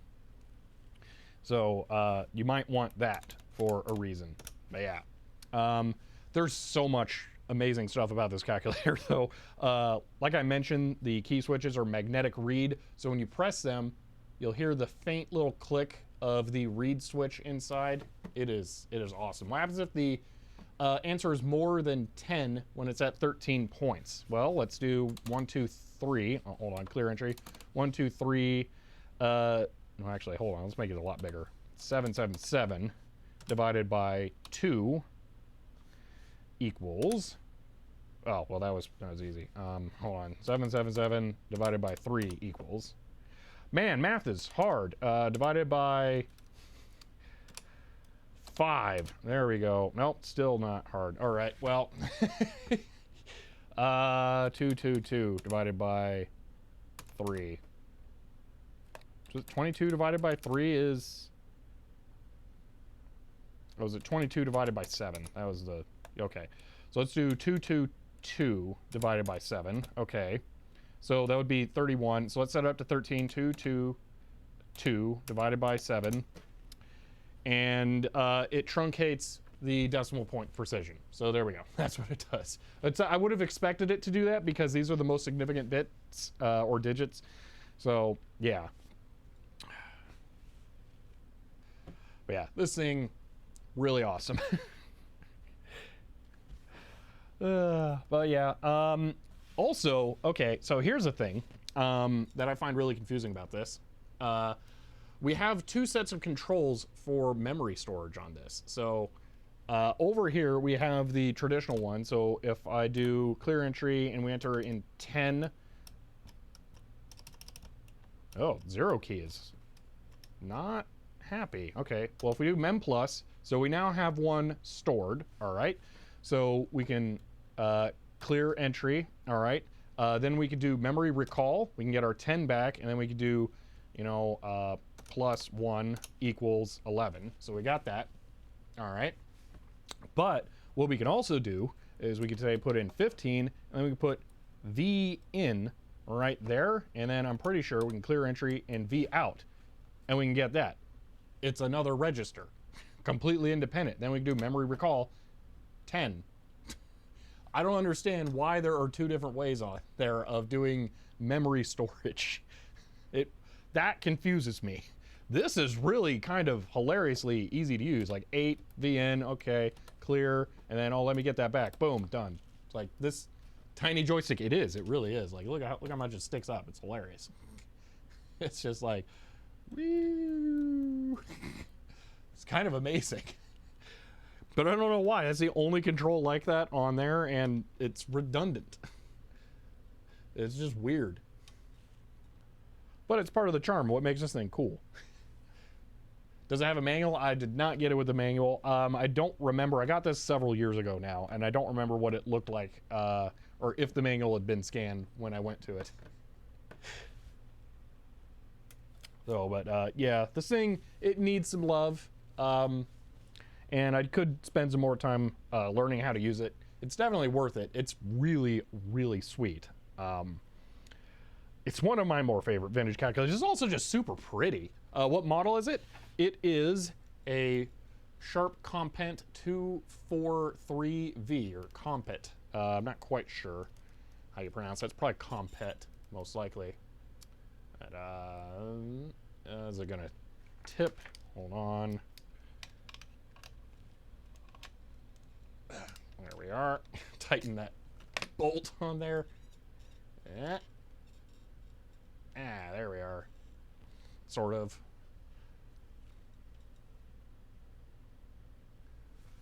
Yeah, real pretty badge on it. Real wobbly camera because the arm. Yeah, I'm gonna have to look into that image stabilization plugin. That'll be worth looking at. But yeah, that's that thing, and I really like now that I've experienced this. The camera is gonna make stuff like this so much easier. Because what do you think the chances are we could have actually seen that display with the GoPro?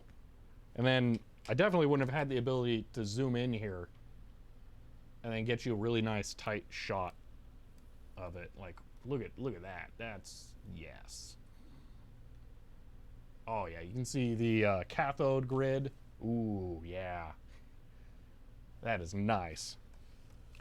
We can run through all the characters again. You know what? I can increase the exposure a bit here too.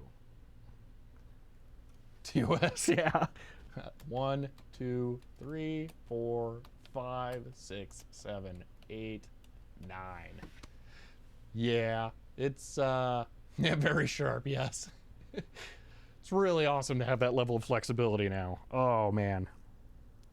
Oh, if I get in there just right, you can even see light reflecting off of the glass, the lens cover. Like if I really get that in there, you can see the detail from that. That is hilarious. Looks like Blackmagic has a really well documented SDK for every control mechanism that camera supports. Focus like it should be easily handled like external push button on the desk. Yes, I would have to learn quite a lot to figure out how to use that. Honestly, though, you know what it could be? A stream command for focus would be kind of interesting. So you could do exclamation point focus. That would be kind of hilarious. Because that would be doable. Oh, that's so good looking. Oh, that's not texture. That's a reflection of the dust? Or is that texture? Actually, I think it is texture. Okay, it's not just dust. Yeah, it could be external button, smack on the desk, big red focus button. I wish I could have it like spam the focus control, because that would be equivalent to autofocus, but if you do it too much, you can see it just kind of, it goes nuts. It does not enjoy that. So, yeah. But a chat command might be good. I just noticed it has apostrophes for hundredths, thousandths, and millionths. That's hilarious.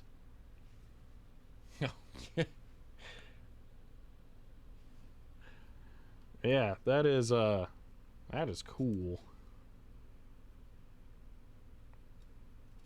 Anyway, we probably should wrap this up. I don't know if anyone stuck around from the raid, but I was getting close to ending my stream here. We were just taking a little victory lap with the new camera here. You were late once again, Sierra Keith. You could not have been any later. Oh man, I'm sorry about that. But yeah, so today was all about playing around with this new Blackmagic camera. So we went, say, yeah, the Windows 8 VM stuff. I don't know what I'm going to do with that. That was just kind of an idea. I didn't get enough time to prep that. I'm hoping I can get that working at some point for the Caesar scanner, but yeah, maybe, maybe not. I don't know. Oh, that's so awesome. The controls of this thing are great. I'm going to need to get a second of this lens. That's just going to have to happen because, yeah, another stream, another few things tech has me wanting to buy. This time an expensive camera. Oh boy, yeah, this is a lot of camera to get into. JJ, this is actually the camera that Beta uses for his streams as well. I don't think he gets as hands-on with it as much as I do, because I end up doing a lot of like practical filming like this. So I can tell you it is great for stuff like that if you're willing to give it the time. But you do need, yeah, it's got a lot going on with it. This is probably, well, my main filming setup is actually a second one of these now over there. So that's the same camera, and there's a lot of stuff on there to make it as usable as possible, and it's a whole big complicated mess, of course. So this one is meant to be a bit lighter, and since it's on the arm, it's easier to handle. So that's the idea here. But second one, because it's a really good quality camera too. That's why I really like it. But I get the most benefit out of that when I edit video from it. I don't know how much using it here is going to pay off. Oh, that's interesting. So you can see, well, it's not really interesting. You can see here we have the full view of the image, but there it's kind of cropped on that. And that's because I had to crop the UI out of that and do some distortion correction. I'm gonna have to disable all the distortion correction on this now because that lens does not have any of that going on. It's not fisheye, so it's not a problem. But yeah, this was a lot of fun. I think we should go ahead and wrap this up. Again, thank you for everyone who subbed and cheered and all that stuff. You made this possible. I really appreciate it. Not only is this going to benefit streams way more than I thought. This is awesome, but I'm going to be able to use this for videos as well. Like, I'm planning on, like now I can actually show you right there. Those are packages for a mail video coming up. And you know what? It's going to be game-changing to be able to have a camera set up like this where you can see me and I can just sit at the table and open things up, but then one over my shoulder that I can have pointed at the subjects so that I don't have to have like this weird editing or filming process where I show like, here's the thing as me, I open it and then bring the camera in. I can just have two cameras set up now to switch between the different angles when I'm editing. It's going to be so nice. There's some other things that I'm going to be working on here too to figure out how to edit. Like, I'm going to have to figure out how I'm going to sync time code between these. That's going to be fun. I hope I don't have to get like a tentacle sync adapter, but maybe. I want to see if I can do some with HDMI between the two of them. I don't know if that's an option, but maybe. Or possibly the app that I use for controlling the cameras will be able to do that too. Not sure. Learning. It's a good problem to have. So I'm looking forward to figuring it out. But yep, that is it. I appreciate you all being here. I am going to end this and, oh, I'm excited. This is so cool. This is so fun. So let's go there. All right. Thank you all for being here. Thank you for that raid, JJ. Hope you guys had fun on this one. It was a bit of a meandering stream, but it was a celebratory one in a way. So it was really fun to welcome this in, figure it out, set it up, play around with it. It's going to be really good. I'm looking forward to what I can do with this. So again, I appreciate it. Well, if you guys enjoyed this and you're watching on YouTube, you might want to subscribe to the secondary channel. And if you want to catch these live, you can follow me on Twitch, but that is it for the moment. If you want to help support the channel, you can find me on Patreon or get a shirt like this one. And I just noticed this is the first shirt that now has cracking on it, so it's taken a while. It's only because I put them on and take them off so much. I can tell it's only stretched in one axis. So the cracking is just because I take it off and put it on so much. So that's interesting. But anyway, that is it, and I will catch you next time.